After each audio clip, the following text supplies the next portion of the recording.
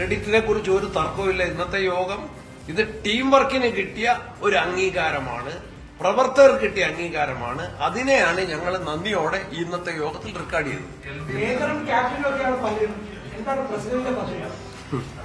I M A soldier.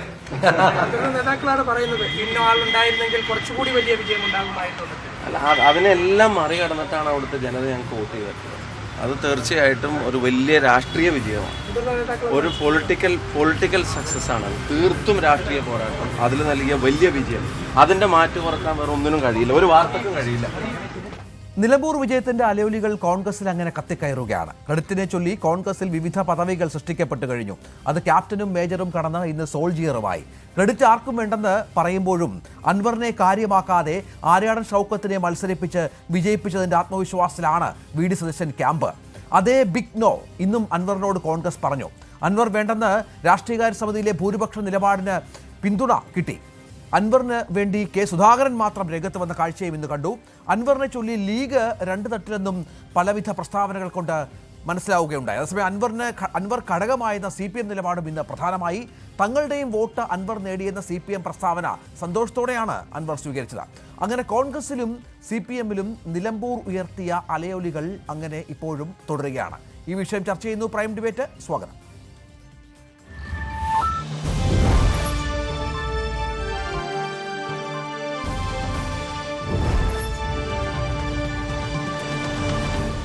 Congress നിരീക്ഷകൻ Shri B Reji, Sreejith Panicker രാഷ്ട്രീയ നിരീക്ഷകൻ, ശ്രീ സലിം മടവൂർ LJD പ്രതിനിധിയായി ചർച്ചയുടെ ഭാഗമാകുന്നു. ശ്രീ CK ഷാക്കീർ മുസ്ലിം ലീഗ് നേതാവും ഈ ചർച്ചയിൽ ചേരുകയാണ്. ശ്രീ റജി, ഈ നമ്മുടെ വി ഡി സതീശൻ്റെ നിലപാടിലേക്ക്, അതായത് അൻവറിനെ അകറ്റി നിർത്തിക്കൊണ്ട് വളരെ കൃത്യമായി സ്പഷ്ടമായി അൻവറുമായി സഹകരണമില്ല എന്ന് പറഞ്ഞ് ആ ഘട്ടത്തിൽ തള്ളിപ്പറഞ്ഞ് എന്തൊക്കെ തരത്തിലുള്ള സമ്മർദ്ദങ്ങൾ വന്നിട്ടും അതിനെ അതിജീവിച്ച് ലീഗ് പോലും അതുമായി ബന്ധപ്പെട്ട എടുത്ത നിലപാടിനെ പോലും മാറ്റിവെച്ചുകൊണ്ട് അൻവറിനെ മാറ്റി നിർത്തി ആത്മവിശ്വാസത്തോടെ തെരഞ്ഞെടുപ്പിനെ നേരിട്ട വി ഡി സതീശൻ ക്യാപ്റ്റൻ എന്ന് അണികൾ വിളിക്കുന്നു എങ്കിൽ ഈ നിലമ്പൂർ വിജയവുമായി ചേർത്ത് വെക്കുമ്പോൾ അതിൽ കാര്യമുണ്ട് താനും.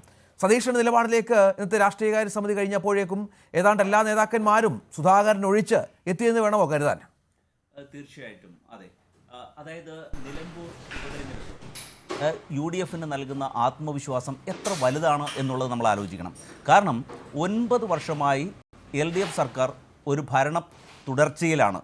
അവരുടെ ഭരണം ഏതാണ്ട് 10ാം വർഷത്തിലേക്ക് കടക്കുമ്പോൾ ദേശീയപാത തകർന്നതുപോലെ, വിള്ളൽ വീണതുപോലെ വിള്ളലുണ്ടാവുകയും തൽഫലമായി ജനരോക്ഷം, ആൻറ്റി ഇൻകുംബൻസി ഫാക്ട് പ്രവർത്തിക്കുകയും ചെയ്യുമ്പോൾ ആ ഒരു 10 വർഷം കഴിയുമ്പോൾ അടുത്ത UDF സർക്കാർ വരും എന്നുള്ള ഒരു ആത്മവിശ്വാസവും ഒരു ഉറച്ച ഒരു ധീരമായ ഒരു പോരാട്ടത്തിന് കോൺഗ്രസ് പാർട്ടി സജ്ജമാണെന്നുള്ളൊരു സന്ദേശം ജനങ്ങൾക്ക് നൽകുന്നതിനും നിലമ്പൂർ ഉപതെരഞ്ഞെടുപ്പ് നൽകിയ ആ വിജയം അത്രയ്ക്ക് മധുരതരമാണ് കോൺഗ്രസിനെ സംബന്ധിച്ച് എന്ന് നമുക്ക് മനസ്സിലാക്കാൻ കഴിയും.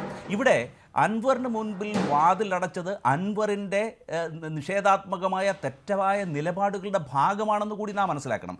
അൻവർ ആവശ്യപ്പെട്ടത് എന്തൊക്കെയായിരുന്നു? അദ്ദേഹം വരാനിരിക്കുന്ന കോൺഗ്രസ് പാർട്ടി അല്ലെങ്കിൽ അദ്ദേഹം ചേരാൻ ഉദ്ദേശിക്കുന്ന രാഷ്ട്രീയ പാർട്ടിയിലേക്ക് നിബന്ധനകൾ വയ്ക്കുകയാണ്. എന്താണ് അതിലെ ആദ്യ നിബന്ധന? ഇപ്പോഴത്തെ UDF കൺവീനറും പ്രതിപക്ഷ നേതാവും ഞാൻ എത്തുന്നതിന് മുമ്പ് മാറണം, എനിക്ക് ഏറ്റവും പ്രധാനപ്പെട്ട മന്ത്രിസ്ഥാനങ്ങൾ നൽകണം, വനം വകുപ്പ് മന്ത്രിസ്ഥാനം നൽകണം എന്നൊക്കെ പറഞ്ഞുകൊണ്ട്, അതുപോലെ ഞാനിപ്പോൾ ഒഴിവാകുന്ന ഈ നിലമ്പൂർ സീറ്റിന് പകരമായി എനിക്ക് വിജയസാധ്യതയുള്ള സീറ്റ് തരണം, മലമ്പുഴ അതുപോലെ ഏറ്റവും പ്രധാനപ്പെട്ട സീറ്റ് നൽകണം എന്ന് ഒരിക്കലും ഒരു രാഷ്ട്രീയത്തിൻ്റെ ബാലപാഠം പോലും അറിയാൻ കഴിയാത്ത വിദ്യാർത്ഥികൾ അല്ലെങ്കിൽ അനുഭവപരിജ്ഞാനം ഇല്ലാത്തവർ സംസാരിക്കുന്നത് പോലെ നിരന്തരമായി ആവശ്യങ്ങൾ ഉന്നയിച്ചുകൊണ്ട് കോൺഗ്രസ് പാർട്ടിയെ സമ്മർദ്ദത്തിലാക്കുമ്പോൾ ആ സമ്മർദ്ദത്തിന് വഴങ്ങാതെ രാഷ്ട്രീയ പോരാട്ടമായി ഈ തെരഞ്ഞെടുപ്പിനെ നേരിട്ടുകൊണ്ട് ധീരമായ നിലപാടെടുത്തപ്പോൾ കേരള ജനത ഒന്നാകെ നിലമ്പൂർ തെരഞ്ഞെടുപ്പിൻ്റെ വിജയത്തിന് കോൺഗ്രസ് പാർട്ടിയോടൊപ്പം നിന്നു എന്ന യാഥാർത്ഥ്യം നമ്മൾ മനസ്സിലാക്കണം. കാരണം ഇതൊരു നിലപാടിൻ്റെ വിജയം കൂടിയാണ്. ഇത് എടുത്ത ധീരമായൊരു നിലപാട്. നോക്കൂ, മുൻകാലങ്ങളിലൊക്കെ, അതായത് പഴയ ഈ കോൺഗ്രസ് ഗ്രൂപ്പ് വഴക്കൊക്കെ നിലനിരുന്ന ഒരു കാലഘട്ടത്തിൽ ഒരു നേതാവ് ഒരു തീരുമാനമെടുക്കുമ്പോൾ പല തരത്തിലുള്ള അപസ്വരങ്ങൾ ഉണ്ടാകുമായിരുന്നു. ഇവിടെ ക്യാപ്റ്റനെന്നോ അല്ലെങ്കിൽ മേജറെന്നോ ഒക്കെ വിളിച്ചുകൊണ്ട് ഒരു മിലിറ്ററി ഡിസിപ്ലിൻ നമ്മുടെ ഈ ഇൻ്റർനാഷണൽ കോൺഗ്രസിൻ്റെ കേരള ഘടകത്തിൽ നടപ്പാക്കാൻ കഴിഞ്ഞു എന്ന് കേരളത്തിലെ നേതാക്കന്മാർക്ക്, അത് മുൻ ശ്രീ കെ സുധാകരൻ ഉൾപ്പെടെയുള്ളവർക്ക് അഭിമാനിക്കാൻ വക നൽകുന്ന അത്രയ്ക്ക് ഈ സംഘടനയെ ശക്തമാക്കുകയും ഏത് കേഡർ പാർട്ടിയോടും കിടപിടിക്കാൻ കഴിയുന്ന തരത്തിൽ കോൺഗ്രസ് പാർട്ടിയെ മാറ്റുകയും ചെയ്തതിൻ്റെ ഫലമാണ് ഈ ടീം UDFിൻ്റെ വിജയം എന്ന രീതിയിൽ ഈ നിലമ്പൂർ ഉപതെരഞ്ഞെടുപ്പിനെ അവർ കരുതുന്നത്. അതിലൊരു തർക്കവുമില്ല. ഇവിടെ അൻവർ സ്വയം കുഴിച്ച കുഴിയിലേക്ക് അൻവർ വീഴുകയായിരുന്നില്ലേ ചെയ്തത്? അദ്ദേഹം നോക്കൂ, അദ്ദേഹത്തിന് ആദ്യമായിട്ട് UDF നൽകിയ വാഗ്ദാനം എന്താണ്? നിങ്ങൾക്ക് അസോസിയേറ്റ് മെമ്പർഷിപ്പ് നൽകാം, പക്ഷേ ആരെ സ്ഥാനാർത്ഥിയാക്കണം നൽകാമെന്ന് പറഞ്ഞു. ശേഷം കാത്തിരുന്നു. അതെ, അൻവറിന്റെ ആളുകൾ തന്നെ പറയുന്ന വളരെ പ്രധാനപ്പെട്ട കാര്യമുണ്ട്. കാത്തിരുന്നു, നൽകിയില്ല, സതീശനാണ് ചതിച്ചതെന്ന് ആവർത്തിച്ച് പറയുകയാണ്. ഇന്നിപ്പോൾ ഷാഫി പറമ്പിൽ പറഞ്ഞത് രാഷ്ട്രീയ വിജയമാണ്. അത് വലിയ തോതിൽ ആ തരത്തിൽ അതിനെ പ്രൊജക്റ്റ് ചെയ്യുന്നുമുണ്ട്. അവിടെ UDFിൻ്റെ ഒരു ഒത്തൊരുമ ഉണ്ടായിരുന്നു. ലീഗിൻ്റെ സാന്നിധ്യം വളരെ കാര്യമായി തന്നെ ഉണ്ടായിരുന്നു. ജീവൻ മരണ പോരാട്ടമായിരുന്നു. അതിൽ വിജയിച്ചു എന്നത് ചെറിയ കാര്യമല്ല. പക്ഷെ അപ്പോഴും അൻവറിനെ കൂടെ കൂട്ടണം എന്നുള്ള ആവശ്യം പ്രബലമായി ഇന്ന് രാഷ്ട്രീയകാര്യ സമിതിയിൽ ഉന്നയിച്ചത് മുൻ KPCC അധ്യക്ഷൻ കെ സുധാകരനാണ്. രമേശ് ചെന്നിത്തലയും മുരളീധരനുമൊക്കെ അതേ അഭിപ്രായമുള്ള ആളുകളാണെങ്കിൽ പോലും ഇന്നത്തെ ആ ഒരു ഓളത്തിൽ അത് പറഞ്ഞില്ലെന്നേ ഉള്ളൂ. ഇനിയുള്ള ദിവസങ്ങളിൽ അത്തരം അഭിപ്രായ പ്രകടനങ്ങൾ അവരുടെ ഭാഗത്തു നിന്നും ഉണ്ടായിക്കൂടാ എന്നില്ല. തദ്ദേശ തെരഞ്ഞെടുപ്പാണെങ്കിലും നിയമസഭാ തെരഞ്ഞെടുപ്പാണെങ്കിലും UDFിന് കോൺഗ്രസിന് ജീവൻ മരണ പോരാട്ടമാണ്. നോക്കൂ, ഓരോ രാഷ്ട്രീയ പാർട്ടിക്കും അതിൻ്റേതായ വ്യക്തിത്വവും നിലപാടുകളുടെ ആർജവവും ഊർജ്ജവും അത് ജനസമക്ഷം അവതരിപ്പിക്കാനും ജനങ്ങളുടെ അംഗീകാരം നേടിയെടുക്കുവാനുമുള്ള കഴിവുണ്ട്. ഇവിടെ നോക്കൂ, നമ്മൾ ചരിത്രത്തിലേക്ക് ഒരു അല്പനേരം ഒന്ന് തിരിഞ്ഞു നോക്കിയാൽ നമുക്കൊരു കാര്യം മനസ്സിലാകും. നോക്കൂ, മുൻകാലത്ത് കേരള കോൺഗ്രസ് ജോസഫ് ഗ്രൂപ്പിനെ LDF അവരുടെ മുന്നണിയിൽ എടുക്കാൻ 11 വർഷമാണ് കാത്തിരുന്നത്. അവർക്കൊരു അസോസിയേറ്റ് മെമ്പർഷിപ്പ് പോലും നൽകിയില്ല. ഇനി റീസെൻ്റായിട്ട് നമ്മൾ നോക്കിക്കഴിഞ്ഞാൽ INL 24 വർഷം LDFിനോടൊപ്പം ചേർന്ന് നിന്നതിന് ശേഷമാണ് അവരെ മുന്നണിയിൽ എടുത്തതെന്നുള്ള കാര്യം നമ്മൾ മറക്കരുത്. ഇതൊക്കെ രാഷ്ട്രീയത്തിലെ സംഭവ വികാസങ്ങളാണ്. അങ്ങോട്ട് ഒരു ഡിമാൻഡ് വയ്ക്കുന്നു, ആ ഡിമാൻഡിനനുസരിച്ച് നിന്നില്ലെങ്കിൽ ഞാൻ മത്സരിക്കും എന്ന് ഭീഷണിപ്പെടുത്തുക എന്ന് പറയുന്നത് ഇത് വ്യക്തിപരമായിട്ടുള്ള വിഷയമല്ല. ഇതൊരു രാജ്യത്തെ സംബന്ധിച്ചുള്ള ജനാധിപത്യപരമായ ഒരു പ്രക്രിയയുടെ ജനങ്ങളെ ബാധിക്കുന്ന, ജനങ്ങളുടെ അംഗീകാരം നേടിയെടുക്കുന്ന വലിയൊരു ഹ്യൂമൻ റിലേഷൻസിൻ്റെ ഭാഗമാണ്. അതിലൊരു നിലപാടുകളുടെ വിജയമാണ് ഇവിടെ. ആ നിലപാട് ഒരു സമ്മർദ്ദത്തിനും വഴങ്ങാതെ ആ നിലപാടിൽ ഉറച്ചു നിന്നുകൊണ്ട് ജനങ്ങളുടെ അംഗീകാരം നേടിയെടുക്കാൻ കഴിയുന്നു. ആ ആത്മവിശ്വാസത്തെ ഉണർത്താൻ കഴിയുന്നു. കോൺഗ്രസിൻ്റെ അണികളുടെ ആത്മവിശ്വാസം, അവരുടെ അഭിമാനത്തെ ഉയർത്തിപ്പിടിക്കുവാൻ കഴിയുന്നു. അതിൽ കോൺഗ്രസിലെ എല്ലാവരും, എല്ലാ UDF ഒറ്റക്കെട്ടായി ആ തീരുമാനത്തെ അംഗീകരിക്കുന്നു. അത്തരത്തിലൊരു തീരുമാനമെടുക്കാൻ കഴിയുന്ന തരത്തിൽ കോൺഗ്രസിൻ്റെ പുനഃസംഘടനയിലൂടെ കോൺഗ്രസ് സജ്ജമായിരിക്കുന്നു. ഈ ഒരു ആത്മവിശ്വാസം കേരളത്തിൽ മാത്രമല്ല, ഈ UDFിന് ആകെ തന്നെ ഏതൊക്കെ മലയാളികളുണ്ടോ അവർക്കെല്ലാം സന്തോഷകരമായിട്ടുള്ള ഒരു വസ്തുത എന്നുള്ള രീതിയിൽ കോൺഗ്രസിൻ്റെ അപശബ്ദങ്ങളെ ഒഴിവാക്കിക്കൊണ്ട് ഒരു UDF ആയിട്ട് മുന്നണിയായിട്ട് നിന്നുകൊണ്ട് LDFിനെ നേരിടാൻ തങ്ങൾ സജ്ജരായി എന്നുള്ളൊരു സന്ദേശമാണ് ഇവിടെ നൽകുന്നത്. ശ്രീത്ത് പണിക്കരോട് ചോദിച്ചു. ശ്രീത്ത്, ഇവിടെ ഇന്നത്തെ രാഷ്ട്രീയകാര്യ സമിതി യോഗത്തിൽ കെ സുധാകരൻ മാത്രമാണ് അൻവറുമായി ബന്ധപ്പെട്ട കാര്യത്തിൽ അൻവറിനെ UDFിൽ എടുക്കണം, അതിനുള്ള ശ്രമങ്ങൾ നടത്തണമെന്നുള്ള അഭിപ്രായം ഉന്നയിച്ചു. പക്ഷേ യുവ നേതാക്കളടക്കം സതീഷിനൊപ്പം അടിയുറച്ചു നിൽക്കുകയാണ്. മറ്റു നേതാക്കളൊന്നും കാര്യമായി അഭിപ്രായം പറഞ്ഞില്ല ഈ വിഷയത്തിലെന്നാണ് മനസ്സിലാക്കേണ്ടത്. പക്ഷെ അപ്പോൾ ഈ പറഞ്ഞതുപോലെ നിലമ്പൂർ വിജയം UDFിന് കോൺഗ്രസ് നൽകിയ ഒരു ആത്മവിശ്വാസമുണ്ട്. സതീശൻ ക്യാമ്പിന് നൽകിയ ഒരു ആത്മവിശ്വാസമുണ്ട്. അവർക്ക് ആ ഒരു പോരാട്ടം ജയിക്കാനായതിലുള്ള രാഷ്ട്രീയ വിജയമെന്ന് ഷാഫിയൊക്കെ പറയുന്നതിൽ ഒരുപാട് കാര്യങ്ങളുണ്ട്. കാരണം കൃത്യമായി തന്നെ നമുക്കറിയാം, അത് ഈ തരത്തിൽ ഒരു വിജയത്തിലേക്ക് എത്തിക്കുന്നതിൽ സതീശൻ്റെ ആത്മധൈര്യം ചെറുതായിരുന്നില്ല. അങ്ങനെ സതീശൻ്റെ അപ്രമാദത്തിലേക്ക്, സതീശൻ്റെ നേതൃത്വത്തിലേക്ക് പൂർണ്ണമായും യോജിക്കത്തക്ക രീതിയിൽ നേതാക്കൾ എത്തുന്നതിൻ്റെ കാഴ്ച കൂടിയാണോ നിലമ്പൂരിൻ്റെ ആത്യന്തിക ഫലം?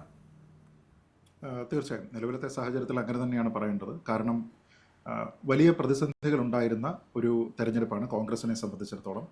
അത് കേവലം രാഷ്ട്രീയമായി മാത്രമല്ല, അത് ഭാവിയിലേക്കുള്ള രാഷ്ട്രീയത്തിന് കൂടി കോൺഗ്രസിന് ഇത് ജയിക്കുക എന്നുള്ളത് അത്യന്താപേക്ഷിതമായിരുന്നു. പ്രത്യേകിച്ച് UDF എന്ന് പറയുന്ന ഒരു മുന്നണിയുടെ കെട്ടുറപ്പ്, മറ്റ് സഖ്യകക്ഷികളുടെ പിന്തുണ, കോൺഗ്രസിൻ്റെ ലീഡർഷിപ്പ്, എത്രത്തോളം പ്രിപ്പയർഡ്നെസ് അടുത്ത ഒരു 2 പ്രധാനപ്പെട്ട തെരഞ്ഞെടുപ്പുകളിലേക്ക്, തദ്ദേശ ഭരണ തെരഞ്ഞെടുപ്പ് ഉൾപ്പെടെ പോകുന്ന സമയത്തേക്ക് എത്രത്തോളം കെട്ടുറപ്പ് കോൺഗ്രസിനുണ്ട് തുടങ്ങിയ കാര്യങ്ങളുടെ എല്ലാം തന്നെ ഒരു ലിറ്റ്മസ് ടെസ്റ്റാണ് സത്യത്തിൽ നിലമ്പൂരിൽ നടന്നത് എന്നതിൽ യാതൊരു വിധത്തിലുള്ള സംശയവുമില്ല.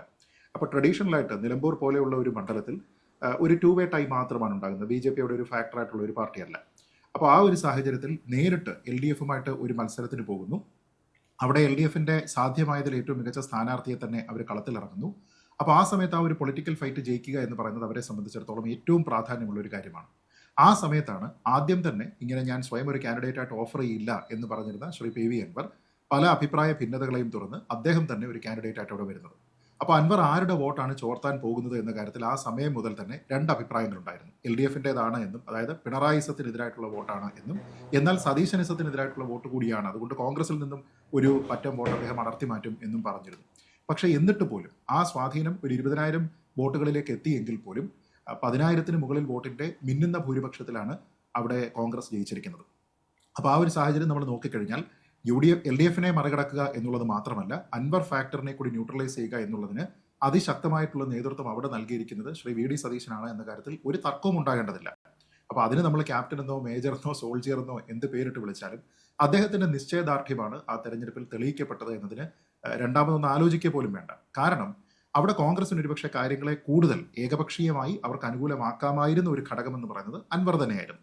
അതായത് അൻവറിനെ എന്തായാലും ഈ ഒരു തെരഞ്ഞെടുപ്പിൽ കുറച്ച് സഹതാപ തരംഗം കൂടി ഉള്ളതുകൊണ്ടും അദ്ദേഹം ഉന്നയിച്ചിരിക്കുന്ന ആരോപണങ്ങൾക്ക് ഒരുപക്ഷെ അതിൽ സത്യസന്ധതയുണ്ട് എന്ന് വിശ്വസിച്ചിരിക്കുന്ന ആൾക്കാരുടെ കൂടി പിന്തുണയും ഒക്കെ തന്നെ അവിടെ ലഭിക്കാനുള്ള ഒരു സാധ്യതയുണ്ടായിരുന്നു. അപ്പോൾ അത് ഒരുപക്ഷെ UDFന്റെ പ്രതീക്ഷകൾക്ക് മങ്ങലുണ്ടാക്കുമെന്നും നേരിയ ഭൂരിപക്ഷത്തിലെങ്കിലും അവിടെ LDFന് ആ ഒരു ഇടത് മണ്ഡലം നിലനിർത്താനായിട്ടുള്ള ഒരു സാധ്യതയുണ്ട് എന്നുമൊക്കെയുള്ള ഒരു സാഹചര്യം കോൺഗ്രസിന് കൃത്യമായിട്ട് അറിയാമായിരുന്നു.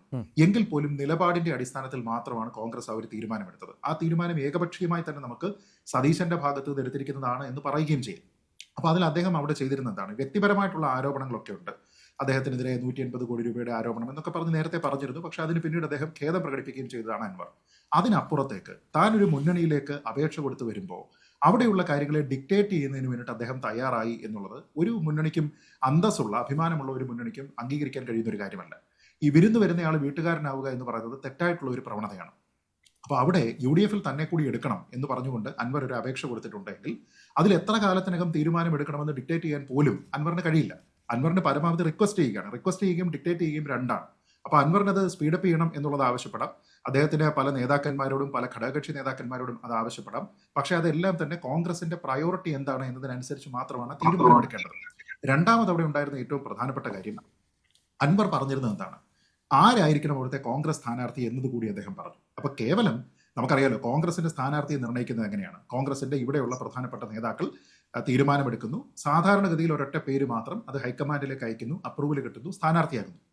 അപ്പോൾ ആ പേര് ഞാൻ നിർദ്ദേശിച്ചതായിരിക്കണം എന്ന രീതിയിലത്തേക്ക് തന്റെ വ്യക്തിപരമായിട്ട് ആര്യാടൻ ഷൗക്കത്തിനോടുള്ള വ്യക്തിപരമായിട്ടുള്ള ഒരു വിദ്വേഷത്തിനെ ഒരു എലമെന്റ് ആക്കി അവിടെ എടുത്തുകൊണ്ട് VS ജോയിക്ക് വേണ്ടിയിട്ട് ക്യാമ്പയിൻ ചെയ്യുന്നതിന് വേണ്ടി, അല്ലെങ്കിൽ അദ്ദേഹത്തിന് വേണ്ടി ഒരു പക്ഷം പറയുന്നതിന് വേണ്ടി കൂടിയാണ് അവിടെ അൻവർ തയ്യാറായത്. അപ്പം നമ്മളൊരു പാളയത്തിലേക്ക് പോവുക, എന്നിട്ട് അവിടെ ആര് മത്സരിക്കണമെന്ന് നമ്മൾ തീരുമാനിക്കുക, മറ്റുള്ള ആളിന് യാതൊരു വിധത്തിലുള്ള വിജയസാധ്യതയും ഇല്ല എന്ന് പറയുക, അതിനോടൊപ്പം വ്യക്തിപരമായി കൂടി അധിക്ഷേപിക്കുകയും ചെയ്തു. അപ്പോൾ അങ്ങനെ നിൽക്കുന്ന ഒരാളിനെ എന്ത് അടിസ്ഥാനത്തിലാണ് അന്തസ്സും അഭിമാനവും ഉള്ള ഒരു മുന്നണിക്കൊപ്പം കൂട്ടാനായിട്ട് കഴിയുക എന്നുള്ള ഏറ്റവും പ്രധാനപ്പെട്ട ഒരു ചോദ്യമുണ്ട്. ഇപ്പൊ ഞാൻ പറയുന്നത് ഈ തെരഞ്ഞെടുപ്പിൽ 30,000 വോട്ടിന്റെ ഭൂരിപക്ഷത്തിൽ അൻവറിനെ കൂടി ചേർത്തിട്ട് UDF ജയിച്ചിരുന്നു എങ്കിൽ പോലും അതിന് ഇത്രത്തോളം തിളക്കമുണ്ടാകുമായിരുന്നില്ല. കാരണം ഈ ജയം കഴിയുമ്പോൾ ആൾക്കാർ വലിയ ജയം കോൺഗ്രസിന് കിട്ടിയല്ലോ എന്ന് ചോദിക്കുമ്പോൾ ശ്രീ VD സതീശനോട് സ്വാഭാവികമായിട്ട് നമ്മൾ മാധ്യമപ്രവർത്തകർ ചോദിക്കുന്നത് ഇത് അൻവറിന്റെ ഡിമാൻഡുകൾക്ക് മുന്നിൽ മുട്ടുമടക്കിയത് കൊണ്ടല്ലേ എന്നാണ്. എന്ന് വെച്ചാൽ ഈ ക്യാപ്റ്റനും മേജറും ലീഡറും പിന്നെ സോൾജിയറും ഒക്കെ ആ സമയത്ത് അൻവറായി മാറുമായിരുന്നു. ഇത് അൻവറിന് ക്രെഡിറ്റ് പോകാതെ അൻവറിനെ ന്യൂട്രലൈസ് ചെയ്ത് അൻവറിനെന്നല്ല ഒരാളിനും ഒരു എക്സ്റ്റേണൽ ഫാക്ടറിനും ഞങ്ങൾ വഴങ്ങുന്നില്ല എന്ന് പറഞ്ഞുകൊണ്ട് തങ്ങളുടേതായിട്ടുള്ള സംവിധാനത്തിനെ ഇവിടെ ചലിപ്പിച്ചതാരാണ്? സതീശനാണ്. അത് സതീശനാണ് എന്നുള്ളത് രഹസ്യമായിട്ടുള്ള ഒരു കാര്യമല്ല. അദ്ദേഹം മാത്രമാണ് ആ തീരുമാനമെടുത്തത് എന്നും അതിൽ എന്തൊക്കെ സമ്മർദ്ദം ഉണ്ടായിട്ടും അദ്ദേഹം അതിൽ നിന്ന് വ്യതിചലിച്ചില്ല എന്നും പറയുന്നതിന് യാതൊരു വിധത്തിലുള്ള മടിയും ഉണ്ടാകേണ്ടതില്ല. ഞാൻ പറയുന്നത് അങ്ങനെ ഒരാൾ ഒരു തീരുമാനമെടുക്കുന്നു, എന്നെ അധിക്ഷേപിക്കുന്ന, എന്റെ സ്ഥാനാർത്ഥിയെ അധിക്ഷേപിക്കുന്ന ഒരാളിനെ ഞാൻ ഇവിടെ കൂട്ടുന്നില്ല എന്ന് പറഞ്ഞു കഴിഞ്ഞാൽ അത് LDF എന്നല്ല UDF എന്നല്ല ഏതൊരു മുന്നണിയും എടുക്കേണ്ടുന്ന തീരുമാനമാണ്. ഇനിയിപ്പോ എന്താ സംഭവം? ഇനി വേണമെങ്കിൽ നാളെ ഒരു പക്ഷേ അൻവർ UDFന്റെ ഫോൾഡിലേക്ക് വന്നുകൂടായികയൊന്നുമില്ല. പക്ഷെ അവിടെ അപേക്ഷിക്കുന്നയാള് അപേക്ഷകരാണ് എന്നുള്ള തിരിച്ചറിവുണ്ടാകണം. ഞാൻ നേരത്തെ പറഞ്ഞതുപോലെ റിക്വസ്റ്റ് എന്ന വാക്കും ഡിക്റ്റേറ്റ് എന്ന വാക്കും തമ്മിൽ വ്യത്യാസമുണ്ട്. അവിടെ റിക്വസ്റ്റ് ചെയ്തിട്ട് UDF അവർക്ക് ഇഷ്ടമുള്ള സമയത്ത് തീരുമാനമെടുത്ത് അനുകൂലമായ തീരുമാനമാണെങ്കിൽ എന്തൊക്കെ ഉപാധികളോടെയാണ്, ആരെയെങ്കിലും ചീത്ത വിളിക്കാമോ, നിങ്ങൾക്ക് തോന്നുന്നത് പറയാമോ, നിങ്ങൾ പരസ്യമായിട്ട് പ്രസ്താവന നടത്താമോ, ഈ കാര്യങ്ങളിലെല്ലാം തന്നെ ഉപാധികൾ വെച്ചുകൊണ്ടല്ലാതെ അൻവറിന് ഒരു UDF പ്രവേശനം ഇനി സാധ്യമാവില്ല എന്ന രീതിയിലത്തേക്ക് തന്നെ കാര്യങ്ങൾ എത്തിച്ചതിൽ ആർക്കെങ്കിലും ക്രെഡിറ്റ് കൊടുക്കാമെങ്കിൽ ആ ക്രെഡിറ്റ് കിട്ടുന്നയാളിനെ ക്യാപ്റ്റനെന്നോ പ്രസിഡന്റ് എന്നോ എന്ത് വിളിച്ചു കഴിഞ്ഞാലും അത് സോൾജിയറോ എന്തോ കമാൻഡർ ഇൻ ചീഫോ അല്ലെങ്കിൽ സംയുക്ത സേനാ മേധാവി എന്നോ എന്ത് പറഞ്ഞാലും അത് VD സതീശനാണ്.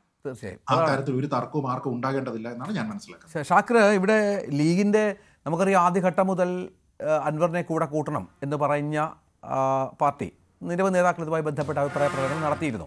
ഇന്നലെയാകട്ടെ ഇ.ടി. മുഹമ്മദ് ബഷീറും എം.കെ. മുനീറും ഒക്കെ അൻവർ ഒരു ഫാക്ടറായി എന്നും അൻവർ ഒരു ഘടകമാണെന്നും പറഞ്ഞു വെക്കുന്നു. അൻവർ നേടിയ 19,000-ന് മുകളിൽ വോട്ട് ഒരു ചെറിയ കാര്യമല്ല എന്ന് പറയുന്നു. പക്ഷേ അപ്പോഴും ഏറ്റവും ഒടുവിൽ ഇതുമായി ബന്ധപ്പെട്ടുള്ള പ്രതികരണം നടത്തിയത് PMA സലാമാണ്. സലാം പറയുന്നത് ലീഗിൻ്റെ UDF-ൻ്റെ പൊതുനിലപാടിനൊപ്പമാണ് ലീഗും നിൽക്കുക എന്ന് പറയുമ്പോഴും അൻവറിനെ കൂടെ കൂട്ടണമെന്ന ആവശ്യം വരും ദിവസങ്ങളിൽ സ്വാഭാവികമായും ലീഗ് ഉന്നയിക്കാൻ തന്നെയല്ലേ സാധ്യത? അത്തരത്തിൽ നിലപാടിലേക്ക് ലീഗ് എത്താൻ തന്നെയല്ലേ സാധ്യത? മറ്റൊരു കാര്യം, ലീഗിന് അൻവർ ഇത്രയും വലിയ ഒരു ശക്തിയായി തോന്നുകയും തുടങ്ങുകയും ഒക്കെ ചെയ്ത സമയമാണോ ഇത്?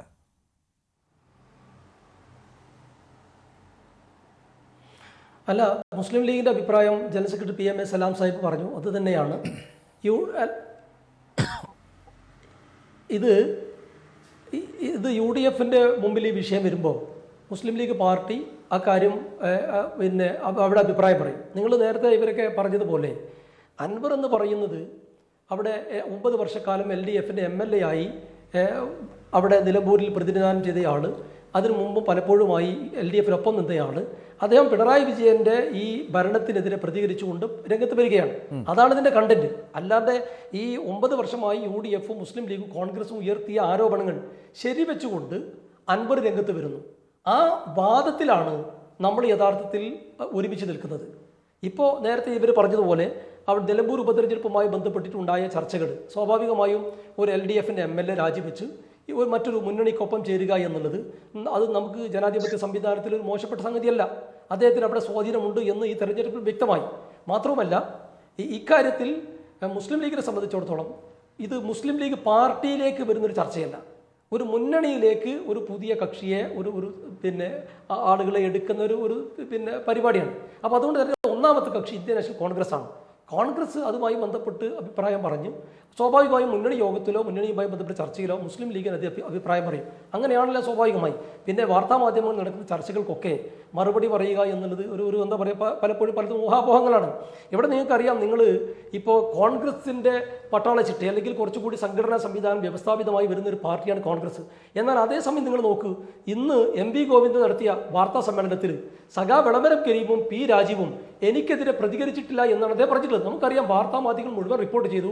CPM-ൻ്റെ യോഗത്തിൽ P രാജീവും വെളമരം കരീമും ഉൾപ്പെടെയുള്ള ആളുകൾ അതിശക്തമായി മറ്റ് യുവജന നേതാക്കന്മാരും ഈ MV ഗോവിന്ദൻ്റെ നിലപാടുകൾ പാർട്ടിക്കും മുന്നണിക്കും ദോഷകരമാണ് എന്ന് കൃത്യമായി വിലയിരുത്തുന്നു, വിമർശിക്കുന്നു. മുഖ്യമന്ത്രി പിണറായി വിജയൻ തന്നെ പരസ്യമായി ചാനൽ മൈക്കുകൾക്ക് മുമ്പിൽ എത്തുമ്പോൾ എന്തെങ്കിലും വിളിച്ചു പറയരുത് എന്ന് MV ഗോവിന്ദനെ ശാസിക്കുന്നു. ഈ ഘട്ടത്തിലേക്ക് CPM-നകത്ത് നേരത്തെ നമ്മൾ ഒരു കേഡർ പാർട്ടി എന്ന് പറഞ്ഞിരുന്ന CPM-നകത്ത് കനത്ത ആഭ്യന്തര കലാപം നടക്കുകയാണ്. ഈ സമയത്ത് കോൺഗ്രസിനകത്താവട്ടെ വളരെ വ്യവസ്ഥാപിതമായി നിങ്ങളൊക്കെ പറഞ്ഞിരുന്നു, ആര്യടൻ ഷൗക്കത്തിനെ സ്ഥാനാർത്ഥിയാക്കിയാൽ VS ജോയി കലാപമുണ്ടാക്കും, VS ജോയിയെ സ്ഥാനാർത്ഥിയാക്കിയാൽ ആര്യടൻ ഷൗക്കത്ത് കലാപം ഉണ്ടാക്കുമെന്ന് നിരന്തരമായി വാർത്ത കൊടുത്ത ആളുകളാണ് ന്യൂസ് 8 ഉൾപ്പെടെയുള്ളവർ. എന്ത് സംഭവിച്ചു? കോൺഗ്രസ് ഒരു പേര് ഉയർത്തി. ആ ഒരു പേരിനെ കോൺഗ്രസിനകത്തോ UDF-നകത്തോ ഒരാൾ പോലും ചോദ്യം ചെയ്തിട്ടില്ലെന്ന് മാത്രമല്ല, നിലമ്പൂരിലെ ജനത റെക്കോർഡ് ഭൂരിപക്ഷത്തിന് കോൺഗ്രസിന്റെ UDF-ന് സ്ഥാനാർത്ഥിയെ വിജയിപ്പിക്കുന്ന സാഹചര്യമുണ്ടായി. അപ്പോൾ നിങ്ങൾ നടത്തുന്ന ചർച്ചകൾ പലപ്പോഴും ഈ ഗവൺമെന്റിന്റെ കൊള്ളരുതായ്മകളെ മറച്ചു വെക്കാനാണ് എന്ന് നമ്മൾ സംശയിക്കുകയാണ്. ന്യൂസ് 8 ഉൾപ്പെടെയുള്ള കാര്യങ്ങൾ ഇന്ന് കേരളത്തിൽ നടക്കുന്ന ധാരാളം റിപ്പോർട്ട് ചെയ്തിട്ടുണ്ട്. ഈ കൊള്ളരുതായ്മകളെ കുറിച്ച് ഒരുപാട് വാർത്തകൾ വന്നിട്ടുണ്ട് ശ്രീ ഷാക്കിർ. അങ്ങനെ നമ്മൾ ഒരു വാർത്തയും കൊടുക്കാതെ പോകുന്നില്ല. ധാരാളം വാർത്തകൾ സംഭവിക്കുന്നുണ്ട്. തെരഞ്ഞെടുപ്പ് ഒരു പ്രധാന ഘടകമാണ്. ഞാൻ പറയാം, ഇപ്പോൾ അൻവറുമായി ബന്ധപ്പെട്ട UDF-ൽ അഭിപ്രായ വ്യത്യാസം ഉണ്ടായിരുന്നു, കാര്യത്തിൽ സംശയമൊന്നുമില്ലല്ലോ. സ്ഥാനാർത്ഥി നിർണ്ണയവുമായി ബന്ധപ്പെട്ട് ഒരു ഐക്യത്തിലെത്തിയെങ്കിൽ പോലും അവിടെ രണ്ടഭിപ്രായം ഉണ്ടായിരുന്നു എന്ന കാര്യം സംശയമൊന്നുമില്ലല്ലോ. അല്ല, നിങ്ങൾ മനസ്സിലാക്കേണ്ടത് ഒരു പാർട്ടിയാണെങ്കിലും മുന്നണിയാണെങ്കിലും ആകാശത്തു നിന്ന് ഒരു പേര് വരില്ല ചെയ്യാം. ഒരുപാട് ആളുകൾ ചർച്ച ചെയ്ത് പല പേരുകൾ പരിഗണിച്ച് അത് ഏതാണ് മുൻകൂട്ടി പിന്നെ മണ്ഡലത്തിന് അനുയോജ്യമായത്, അതിന് വിജയസാധ്യത ഒരുപാട് കാര്യം പരിഗണിക്കൂലേ. ആ ചർച്ചയിൽ വരുന്ന അഭിപ്രായങ്ങൾ മുഴുവൻ നിങ്ങൾ അഭിപ്രായ വ്യത്യാസങ്ങളായി പറയരുത്. അതൊരു യഥാർത്ഥ മുന്നണിക്ക്, യഥാർത്ഥ പാർട്ടിക്ക്, ഒരു ജനാധിപത്യ സംവിധാനത്തിൽ അങ്ങനെയല്ലേ തിരഞ്ഞെടുക്കാൻ പറ്റുള്ളൂ. സ്ഥാനാർത്ഥിയെ പ്രഖ്യാപിച്ച ശേഷം നിങ്ങൾ നോക്ക്, കോൺഗ്രസിൽ പഴയ കാലത്ത് എന്തൊക്കെ പ്രശ്നങ്ങൾ ഉണ്ടായിരുന്നു. ഏതെങ്കിലും ഒരു വ്യക്തി, ഒരു പ്രവർത്തകൻ പോലും ആര്യടൻ ഷൗക്കത്തിനെതിരെ UDF സ്ഥാനാർത്ഥി നിർത്തിയവർ അക്ഷരം പറഞ്ഞിട്ടില്ല. എല്ലാവരും എന്താ പറയുക, ഇപ്പോൾ കോൺഗ്രസിന്റെ തെരഞ്ഞെടുപ്പിന്റെ റിസൾട്ടിന് ശേഷം ആര്യടൻ ഷൗക്കത്ത് പറഞ്ഞു, ഒന്നാമതായി ഏറ്റവും കൂടുതൽ പണിയെടുത്തത് ഇന്ത്യൻ യൂണിയൻ മുസ്ലിം ലീഗാണ്. അങ്ങനെ പരസ്പരം ബഹുമാനിച്ചും പരസ്പരം വിശ്വാസത്തിലെടുത്തും വളരെ ഐക്യത്തോട് കൂടി UDF മുന്നോട്ട് പോകുമ്പോൾ നിങ്ങൾ LDF-നകത്ത് തർക്കങ്ങൾ നിങ്ങൾ കണ്ടല്ലോ. അതിനപ്പുറത്തേക്ക് KB ഗണേഷ് കുമാറിന്റെ ഒരു ഫ്ലെക്സ് അല്പം വലുതായി പോയതിന് നിലമ്പൂരിലെ തെരഞ്ഞെടുപ്പ് വേദിയിൽ വെച്ച് അത് പാടില്ല, അങ്ങനെ ആവർത്തിക്കരുത് എന്ന് ശാസിച്ചിട്ടുള്ള ഹിറ്റ്ലറിസമാണ് പിണറായിസം ഇപ്പോൾ LDF നടപ്പിലായിക്കൊണ്ടിരിക്കുന്നത്. നിങ്ങൾ നോക്ക്. അല്ല, ഇത് നിങ്ങളുടെ മുസ്ലിം ലീഗ് നേതാക്കളുടെ തന്നെ വിരുദ്ധമായ അഭിപ്രായങ്ങൾ ഇന്നലെ പുറത്തു വന്നിരുന്നു ഷാക്കീർ. അതില് MK മുനീറും ET മുഹമ്മദ് ബഷീറും അൻവർ ഒരു ഘടകമാണ്, അൻവർ പിടിച്ച വോട്ടുകൾ നിർണായകമാണ് എന്ന് മാധ്യമങ്ങളോട് പറഞ്ഞപ്പോൾ നിങ്ങളുടെ ജനറൽ സെക്രട്ടറി PMA സലാം പറഞ്ഞത് അൻവർ ഒരു ഘടകമേ അല്ല എന്നുള്ളതാണ്, ഒരു ഘടകമേ അല്ല എന്നുള്ളതാണ്, ഒരു ഫാക്ടറി ആയിട്ടില്ല എന്നുള്ളതാണ്. അല്ല, നിങ്ങൾ മനസ്സിലാക്കേണ്ടത് അല്ലല്ല നിങ്ങൾ തെറ്റിദ്ധരിപ്പിക്കേണ്ട. PMA സലാം സാഹിബ് പറഞ്ഞത് അത് ഇന്ന് തിരുത്തി പറഞ്ഞു. ഇന്നത്തെ കാര്യമാണ് ഞാൻ പറഞ്ഞത്. നിങ്ങളുടെ ചോദ്യത്തിന് വിവിധ രീതിയിൽ മറുപടി പറയുമ്പോൾ നിങ്ങൾ ദുർവ്യാഖ്യാനം ചെയ്യരുത് ദയവ് ചെയ്തിട്ട്. അതായത് മുസ്ലിം ലീഗിന്റെ പാർട്ടി കൂടി ആലോചിച്ചെടുത്ത തീരുമാനം അതിന് ജനറൽ സെക്രട്ടറി പറയുന്നു, നിങ്ങൾ ഓരോ നേതാക്കന്മാരോട് പറയുമ്പോൾ അവർ മനസ്സിലാക്കി വസ്തുത പറയുന്നു. അത് എല്ലാം കറക്റ്റ് അല്ലേ? എല്ലാം ഏതാണ് വസ്തുതാവിരുദ്ധമായ കാര്യങ്ങളുള്ളത്? നിങ്ങളതിൽ തെറ്റിദ്ധാരണ ഉണ്ടാക്കാൻ ശ്രമിക്കും. ഇപ്പം തന്നെ നിങ്ങൾ കൊടുത്ത ടൈറ്റിൽ സോൾജറും ക്യാപ്റ്റനും ഒക്കെയാണല്ലോ. നിങ്ങൾ നോക്ക്, യഥാർത്ഥത്തിൽ നേരത്തെ കോൺഗ്രസിന്റെ പ്രതിനിധി പറഞ്ഞ പോലെ ആ രീതിയിലേക്ക് കോൺഗ്രസ് വളർന്നു എന്ന് കേരളം സമ്മതിക്കുന്നു. AICCക്ക് ഒരു പേര് കൊടുക്കുന്നു, ആ പേര് അംഗീകരിക്കുന്നു, ജനങ്ങൾ ഏറ്റെടുക്കുന്നു, UDF ഏറ്റെടുക്കുന്നു, കോൺഗ്രസ് ഏറ്റെടുക്കുന്നു. ആരെങ്കിലും കുഴപ്പമുണ്ടാക്കിയോ? എത്ര 5000 വോട്ടിനാണ് പിന്നെ എന്താ പറയുക ആര്യാടൻ മുഹമ്മദ് ജയിച്ചത് ആ മണ്ഡലത്തിൽ. കാരണം ഡീലിമിറ്റേഷന് ശേഷം കാളികാവും ചോക്കാടും ചാലിയാറും ആ മണ്ഡലത്തിൽ പോയതാണ്. UDFന് നല്ല സ്വാധീനമുള്ള പഞ്ചായത്തിൽ പോയിട്ടും 11,000 വോട്ടിന്റെ ഭൂരിപക്ഷത്തിന് ഈ രീതിയിൽ മന്ത്രിമാർ മുഴുവൻ ക്യാമ്പ് ചെയ്തു, എല്ലാ അധികാരവും ഉപയോഗിച്ചു, RSSന്റെ ഒരു വിഭാഗത്തിന് വോട്ട് വാങ്ങി, എന്നിട്ടും ദയനീയമായി സ്വരാജ് തോൽക്കുന്ന സാഹചര്യം ഉണ്ടായി. ഇപ്പോൾ വരാനിരിക്കുന്ന തെരഞ്ഞെടുപ്പിൽ, ഈ തദ്ദേശ തെരഞ്ഞെടുപ്പാവട്ടെ, 2026 നിയമസഭ തെരഞ്ഞെടുപ്പാട്ടെ, UDFും കോൺഗ്രസും മുസ്ലിം ലീഗും ഉൾപ്പെടെ സജ്ജമാണ്. കേരളം ഈ ഇടതുപക്ഷ ദുർഭരണത്തിനെതിരെ വിധി എഴുതാൻ കാത്തിരിക്കുകയാണ് എന്നുള്ള സമയത്ത് നിങ്ങൾ കോൺഗ്രസിനകത്തേക്ക് ദയവ് ചെയ്ത് കുഴപ്പം കൊണ്ടുവരാൻ ശ്രമിക്കണ്ട. അത് വിജയിക്കില്ല, അത് വിലപ്പോവില്ല. മറിച്ച് എളമരം കരീമും P രാജീവും ഉൾപ്പെടെയുള്ള ആളുകൾ പരസ്യമായി MP ഗോവിന്ദനെതിരെ CPM യോഗത്തിൽ പ്രതികരിക്കുന്ന ഒരു ഘട്ടത്തിലേക്ക് എത്തിയിരിക്കുകയാണ്. ഞങ്ങൾ പറയുന്നു, ഇപ്പൊ G സുധാകരൻ, തോമസ് ഐസക് പോലെയുള്ള പ്രമുഖരായ നേതാക്കന്മാർ അടുത്ത തെരഞ്ഞെടുപ്പിൽ LDFനൊപ്പം ഉണ്ടാകില്ല എന്ന് ഉറപ്പാണ്. അവർ കൃത്യമായ നിലപാടുകൾ വ്യക്തമാക്കിക്കൊണ്ടിരിക്കുന്നു. സ്വകാര്യമായി പല നേതാക്കന്മാരോട് സംസാരിച്ചു കൊണ്ടിരിക്കുന്നു.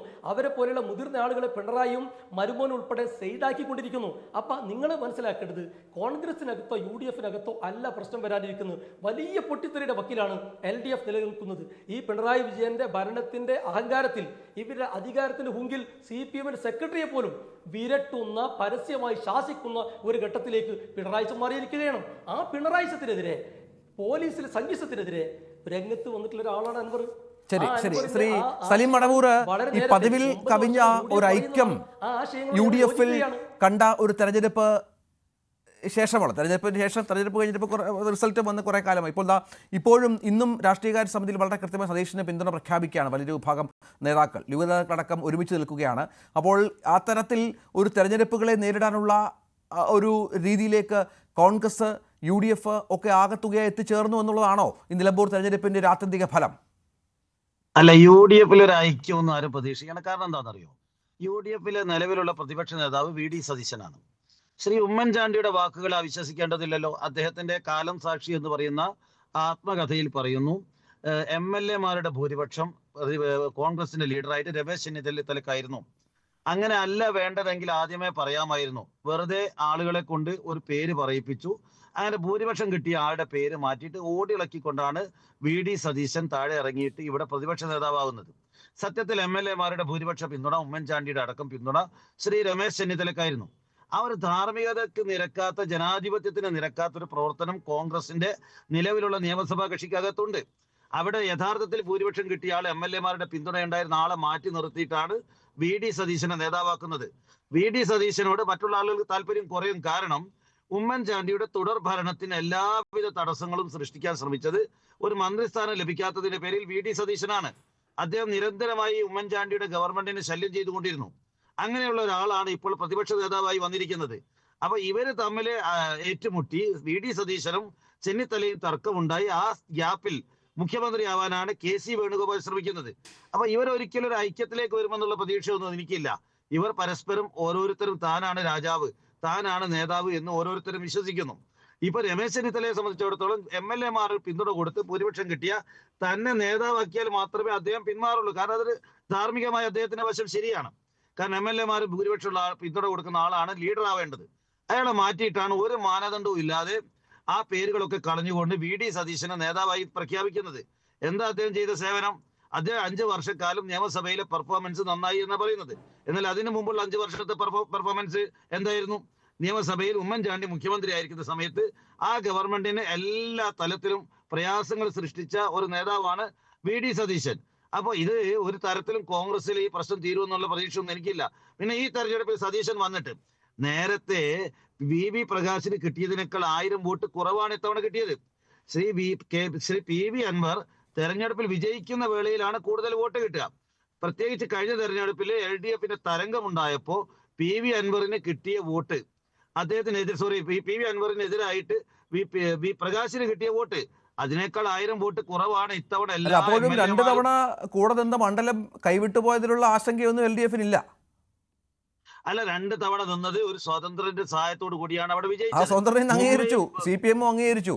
ഇന്ന് പറയുകയാണ് അയാൾ ഒരു ഫാക്ടറായി എന്നും അയാൾ പിടിച്ച വോട്ടുകൾ നിർണായകമായി എന്നും. ഇങ്ങനെ അഭിപ്രായങ്ങൾ മാറ്റി മാറ്റി പറയുകയാണ്. നേരത്തെ പറഞ്ഞത് അൻവർ ഒരു ഘടകമേ ആയില്ല എന്ന് പറഞ്ഞ ആളുകൾ ഇന്ന് CPMന്റെ സംസ്ഥാന സെക്രട്ടറി മാധ്യമങ്ങളോട് പറയുകയാണ് അൻവർ ഒരു ഫാക്ടറായി, അൻവർ അവിടെ ഒരു ശക്തിയായിരുന്നു എന്ന് പരസ്യമായി പറയുകയാണ്. അങ്ങനെ അംഗീകരിക്കേണ്ടി വന്നു.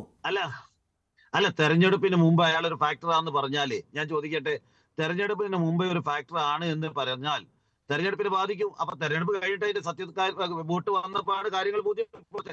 അപ്പൊ നമുക്ക് കാര്യങ്ങൾ ബോധ്യപ്പെട്ടപ്പോ അദ്ദേഹത്തിന്റെ വോട്ടുകൾ 20,000 വോട്ട് അദ്ദേഹം വാങ്ങി എന്ന് പറഞ്ഞാൽ അതൊരു ഫാക്ടർ ആണല്ലോ, അംഗീകരിക്കണ്ടേ?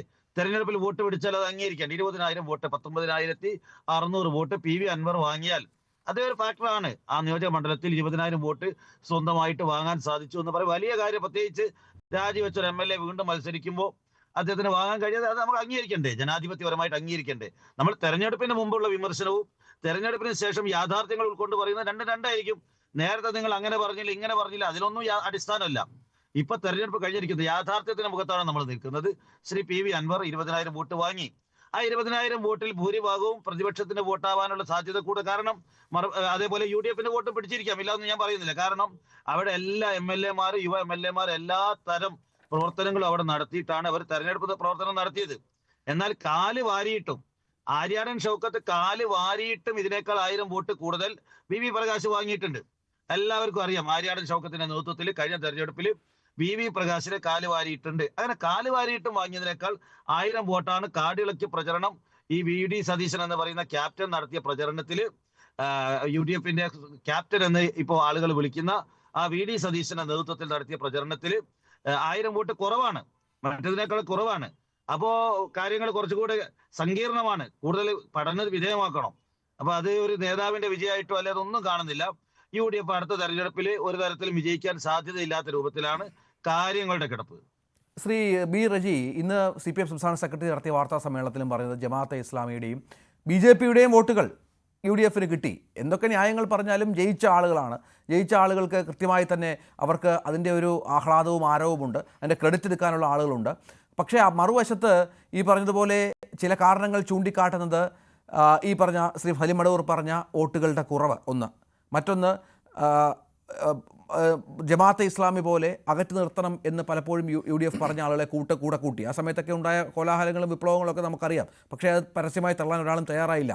BJPയുടെ ഒരു വലിയ വോട്ടുകൾ UDFിലേക്ക് വന്നു CPMനെ തോൽപ്പിക്കാൻ എന്നൊക്കെ പറഞ്ഞു വെക്കുന്നുണ്ട്. ന്യായങ്ങൾ എന്തൊക്കെ പറഞ്ഞാലും ആ തരത്തിലുള്ള വോട്ടുകൾ സ്വാഭാവികമാണ്. ഈ പറഞ്ഞതുപോലെ UDFിലേക്ക് പോയേക്കാം, LDFിലേക്ക് പോയേക്കാം. ഒപ്പം അൻവറിൻ്റെ വോട്ടുകൾ നിർണായകമായ പശ്ചാത്തലമൊക്കെയുണ്ട്. ക്രെഡിറ്റ് ആർക്ക് എന്നുള്ള ചോദ്യം അത് കോൺഗ്രസിൽ തന്നെ ഉയർന്നു. ഇന്നലെ ഹൈക്കമാൻഡ് ഇതുമായി ബന്ധപ്പെട്ട് ഇടപെട്ടു എന്ന് പറയുന്നു. രമേശ് ചെന്നിത്തലയോടും സതീഷിനോടും നാവടക്കാൻ പറഞ്ഞു എന്നുള്ള വിവരങ്ങൾ ദീപാദാസ് മുൻഷിയൊക്കെ നേരിട്ട് ഇടപെട്ടു എന്ന് പറയുന്നു. ഈ പറഞ്ഞ ഇതുമായി ബന്ധപ്പെട്ട അലയൊലികൾ ഇനി കോൺഗ്രസിൽ തുടരുമോ, അത് പൂർണ്ണമായി അവസാനിക്കുമോ ഈ പറഞ്ഞതുപോലെ? നോക്കൂ, ഈ നിലമ്പൂർ ഉപതെരഞ്ഞെടുപ്പിൻ്റെയും ഈ VD സതീശൻ അദ്ദേഹം പ്രതിപക്ഷ നേതാവായി ചുമതലയേറ്റതിന് ശേഷം നടന്ന 22 വിജയങ്ങളുടെയും അതുമാത്രമല്ല തദ്ദേശ സ്വയംഭരണ സ്ഥാപനങ്ങളിലേക്ക് നടത്തിയ വിജയകരമായ മുന്നേറ്റം ഏതാണ്ട് 30 എണ്ണത്തിൽ 17 സീറ്റ് UDF കൈവരിക്കുവാനായി. അപ്പോൾ ഇതൊക്കെ ഒരു മാറുന്ന മാറ്റത്തിൻ്റെ അലയൊലി, അതിൻ്റെ സന്ദേശം ജനങ്ങൾക്ക് പകർന്നു നൽകുന്നതാണ്. പിന്നെ കോൺഗ്രസിനെ സംബന്ധിച്ച് അതിൻ്റെ എതിരാളികൾ, അതിൻ്റെ ശത്രുക്കൾ വ്യാജമായിട്ടുള്ള ആരോപണങ്ങൾ ഉന്നയിക്കുകയും കോൺഗ്രസിനുള്ളിൽ പ്രതിസന്ധികളുണ്ടെന്ന് വരുത്തി തീർക്കുകയും ഒക്കെ ചെയ്യുന്നത് അത് ഇന്നും ഇന്നലെയും തുടങ്ങിയതല്ല. അത് നിരന്തരമായി അവരുടെ ഭാഗത്തു നിന്നുണ്ടാകുന്ന വ്യാജ പ്രചരണങ്ങൾ മാത്രമാണ്. അത് കേരളത്തിലെ ജനങ്ങൾ അത് അർഹിക്കുന്ന അവജ്ഞയോടെ തള്ളിക്കളയും എന്നുള്ള കാര്യത്തിൽ ഒരു സംശയവുമില്ല. ഇവിടെ നോക്കൂ, ഇന്ന് ബഹുമാന്യനായ CPM സംസ്ഥാന സെക്രട്ടറി നടത്തിയ പത്രസമ്മേളനത്തിലും വോട്ടിൻ്റെ കുറവിനെ സംബന്ധിച്ച് പറഞ്ഞു. ഇദ്ദേഹവും ഈ സലീം അദ്ദേഹവും പറഞ്ഞു വോട്ട് VV പ്രകാശിന് ലഭിച്ച വോട്ടിൻ്റെ അത്രയും ആര്യാടൻ ഷൗക്കത്ത് നേടിയില്ല എന്ന് ഒരു പരാമർശം നടത്തുകയുണ്ടായി. നമ്മൾ ഒരു കാര്യം മനസ്സിലാക്കണം. ശ്രീ ആര്യാടൻ ഷൗക്കത്ത് മത്സരിച്ചപ്പോൾ നേടിയ വോട്ടിനേക്കാൾ ഏതാണ്ട് 10,000-ഓളം വോട്ട് അധികമായിട്ട് VV പ്രകാശ് മത്സരിക്കുമ്പോൾ നേടാൻ കഴിഞ്ഞിട്ടുണ്ട്. നമ്മൾ ആ കണക്കുകൾ പരിശോധിച്ചാൽ മതി. അതുപോലെ തന്നെ ഈ VV പ്രകാശ് നേടിയ വോട്ട് ആര്യാടൻ ഷൗക്കത്ത് ഈ നിലമ്പൂർ ഇലക്ഷനിൽ നേടാതിരുന്നത് എന്തോ പരാജയമാണെന്ന് പറയുമ്പോൾ കേരളത്തിലെ കഴിഞ്ഞ 2021 നടന്ന ഇലക്ഷൻ്റെ ചില കണക്കുകൾ നമ്മൾ പരിശോധിക്കണം. ഇപ്പോഴത്തെ ധനകാര്യ വകുപ്പ് മന്ത്രിയായിരിക്കുന്ന ശ്രീ KN ബാലഗോപാൽ അദ്ദേഹം കൊട്ടാരക്കര മണ്ഡലത്തിൽ മത്സരിച്ചപ്പോൾ അതിനു മുമ്പ് മത്സരിച്ച് വിജയിച്ച ഐഷ പോറ്റി MLA ആയി നേടിയപ്പോൾ ലഭിച്ച വോട്ടിനേക്കാൾ 9,000-ലധികം വോട്ടുകളുടെ കുറവാണ് അദ്ദേഹത്തിനുണ്ടായത്. ഇനി OS അംബിക നോക്കൂ, OS അംബിക നേടിയതും അതിനു മുമ്പ് മത്സരിച്ച നേടിയതിനേക്കാൾ കുറവ് വോട്ടുകളുടെ വിജയത്തിലാണ്. നമ്മുടെ KB ഗണേഷ് കുമാർ, ഇപ്പോഴത്തെ ട്രാൻസ്പോർട്ട് മന്ത്രി, അദ്ദേഹവും കഴിഞ്ഞ തവണ വാങ്ങിയതിനേക്കാൾ കുറവ് വോട്ടുകളാണ് ഈ രണ്ടാമത്തെ തവണ വിജയിക്കുമ്പോൾ അദ്ദേഹത്തിന് നേടാനായത്. ഇങ്ങനെ കണക്ക് ഞാൻ 1-2 ഉദാഹരണങ്ങൾ പറഞ്ഞു എന്നുള്ളത് മാത്രം. കണക്കുകൾ പരിശോധിച്ചാൽ അതല്ല ഒരു തെരഞ്ഞെടുപ്പിനെ നമ്മൾ വിലയിരുത്തേണ്ടത്. അൻവർ കഴിഞ്ഞ 9 വർഷമായി അദ്ദേഹത്തോട് ചേർന്ന് നിൽക്കുന്നവരും അദ്ദേഹത്തിൻ്റെ സഹായത്താൽ ഏതെങ്കിലും കാര്യങ്ങൾ നടന്നവരും അദ്ദേഹത്തിനോട് ആദരവ് കൊണ്ടും അദ്ദേഹം ഒരു ജനപ്രതിനിധി എന്നുള്ള നിലയിൽ ആ ഒരു സൗഹൃദവും ബന്ധങ്ങളും ഒക്കെ കടപ്പാടും ഒക്കെ ഉള്ളവരൊക്കെ തീർച്ചയായിട്ടും അദ്ദേഹത്തിന് വോട്ട് നൽകിയിട്ടുണ്ടാവും. അതിനെ ഒന്നും നമ്മൾ വില കുറിച്ച് കാണേണ്ടതില്ല. പക്ഷേ അതുപോലെ തന്നെ അദ്ദേഹം ഉയർത്തിക്കൊണ്ടുവന്ന ഈ അതായത് LDF സർക്കാരിൻ്റെ RSSന് അനുകൂലമായ സംഘപരിവാർ സംഘടനകൾക്ക് അനുകൂലമായി LDF സർക്കാർ സ്വീകരിക്കുന്ന നിലപാടുകൾക്കെതിരെ അദ്ദേഹം ഉയർത്തിക്കൊണ്ടുവന്ന ആ പിണറായി സത്തിനെതിരായിട്ടുള്ള വാദഗതിയുടെ അടിസ്ഥാനത്തിൽ അദ്ദേഹത്തിന് ധാരാളം വോട്ടുകൾ CPMൻ്റെ ഭാഗത്തുനിന്ന് ലഭിച്ചിട്ടുണ്ട്. നോക്കൂ, CPMന് ലഭിച്ച 14,000-ലധികം വോട്ടുകളുടെ കുറവാണ് ഉണ്ടായത്. ഇവിടെ 1000 വോട്ടിൻ്റെ കുറവിനെ കുറിച്ച് വളരെ കൗതുകത്തോടെ വളരെ അൻവറിന്റെ വോട്ടുകളായിരുന്നു. അത് അൻവർ പോയപ്പോൾ അവർക്കൊപ്പം പോയി എന്നാണ് ന്യായീകരണം. ഇതിനെ പൂർണ്ണമായിട്ടൊരു രാഷ്ട്രീയ തെരഞ്ഞെടുപ്പായി കൊണ്ട് നടന്നുകൊണ്ട് കേരളത്തിൻ്റെ ഒരു പരിച്ഛേദമായി നിലമ്പൂരിനെ മാറ്റുവാൻ കഴിഞ്ഞു എന്നുള്ളതാണ് കോൺഗ്രസിൻ്റെ രാഷ്ട്രീയ തന്ത്രവും ഈ വിജയത്തിൽ ഇത്രമാത്രം ആഹ്ലാദിക്കാൻ വക നൽകുന്നതും. നോക്കൂ, അൻവറിനെ കൂടെ ഉണ്ടായിരുന്നുവെങ്കിൽ നേരത്തെ നമ്മൾ സംസാരിച്ചതുപോലെ അതിൻ്റെ ക്രെഡിറ്റ് ആർക്ക് പോകുമായിരുന്നു? PV അൻവറിന് പോകുമായിരുന്നു. മാത്രമല്ല അത് ഈ ഇൻ്റർനാഷണൽ കോൺഗ്രസിൻ്റെ കേരള ഘടകത്തെ അത് സമ്മർദ്ദത്തിലാക്കില്ലേ?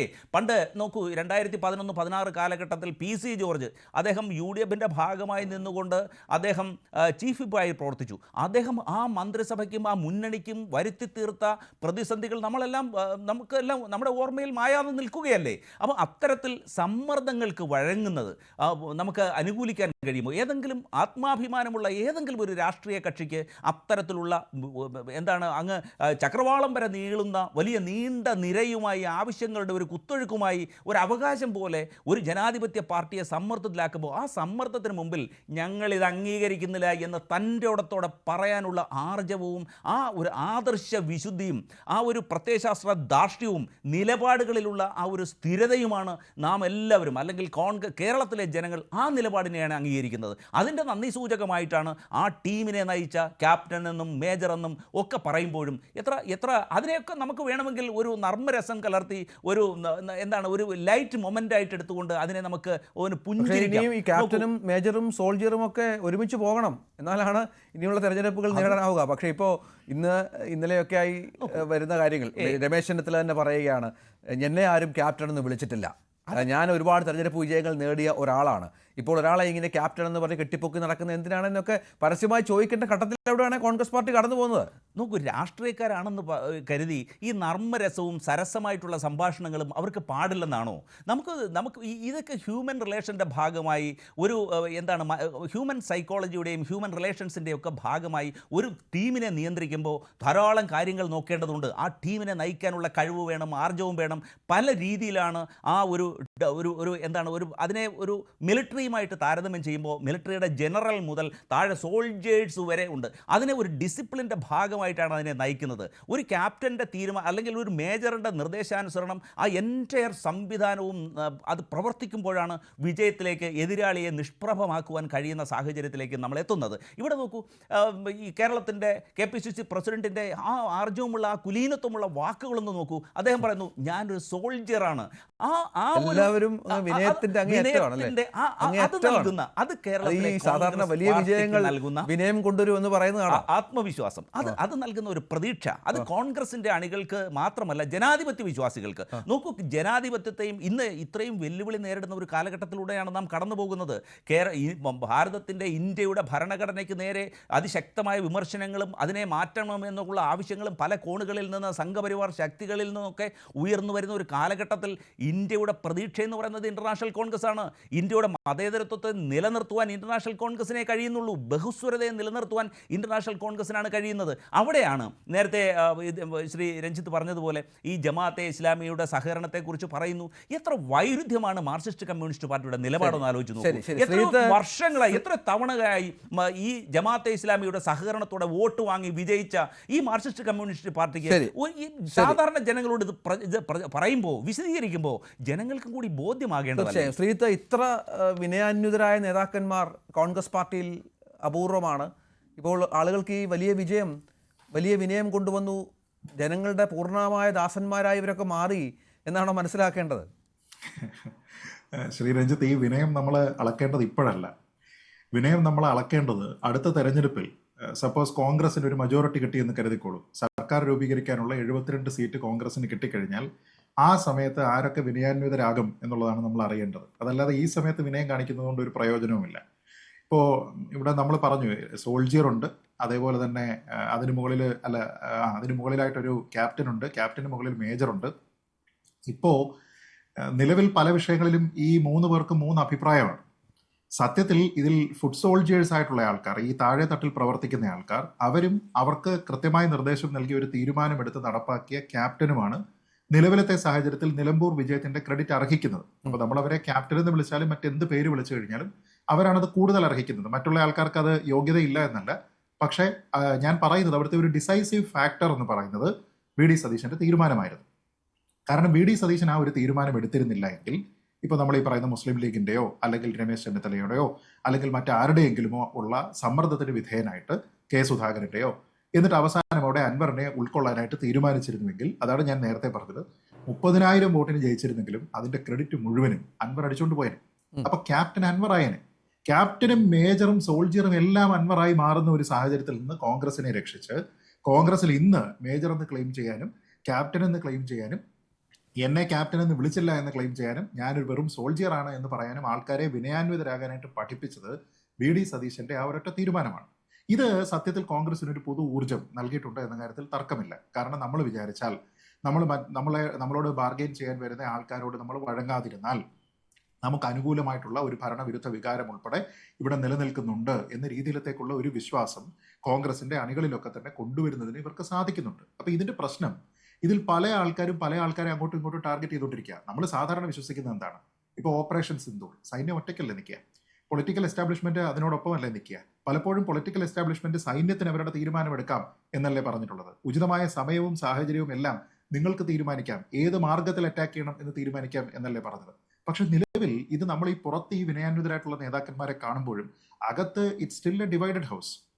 കാരണം അതുകൊണ്ടാണ് ചില യുവ നേതാക്കളെ മറ്റ് ചില പ്രായമായ നേതാക്കന്മാർക്ക് കണ്ടുകൂടാതെ വരുന്നതും ഇതല്ല രാഷ്ട്രീയ പ്രവർത്തനം എന്ന് പറയുന്നതും മറ്റു ഉദാഹരണങ്ങൾ ഇവിടെ ഉണ്ട് എന്ന് പറയുന്നതും. അപ്പൊ ഇതൊരു ടിപ്പിക്കൽ കോൺഗ്രസ് ആണ്. കോൺഗ്രസ് ഒരു കണക്കിന് ശ്രീ VD സതീശന്റെ സ്റ്റേറ്റ്മെന്റ് കാരണം ഒരു സെമി കേഡർ സ്വഭാവം ഇപ്പോഴെങ്കിലും കൈവരിച്ചു എന്ന് പറയാം. പക്ഷെ അതിനപ്പുറത്തേക്ക് സ്റ്റിൽ ഒരു ഡിവൈഡഡ് ഹൗസ് ആണ്. അത് കോൺഗ്രസ് എല്ലാ കാലവും അങ്ങനെ ആയിരുന്നു. ഇനി ഞാൻ വളരെ ലോജിക്കലായിട്ടുള്ള ഒരു സംശയം, ഇവരുടെ എല്ലാ വിനയത്തിനെ കുറിച്ച് ശ്രീ റെജി പറഞ്ഞതുകൊണ്ട് വേണമെങ്കിൽ ഞാൻ ചോദിക്കാം. നമുക്കറിയാമല്ലോ ഈ റാങ്ക് അനുസരിച്ച് നോക്കിക്കഴിഞ്ഞാൽ സോൾജിയർ താഴെയാണ്, സോൾജിയറിന് മുകളിലാണ് ക്യാപ്റ്റൻ, ക്യാപ്റ്റന് മുകളിലാണ് മേജർ. അപ്പോൾ അങ്ങനെയാണെങ്കിൽ ഭരണത്തിൽ വരുന്ന സമയത്ത് കമാൻഡ് ആർക്ക് വേണം?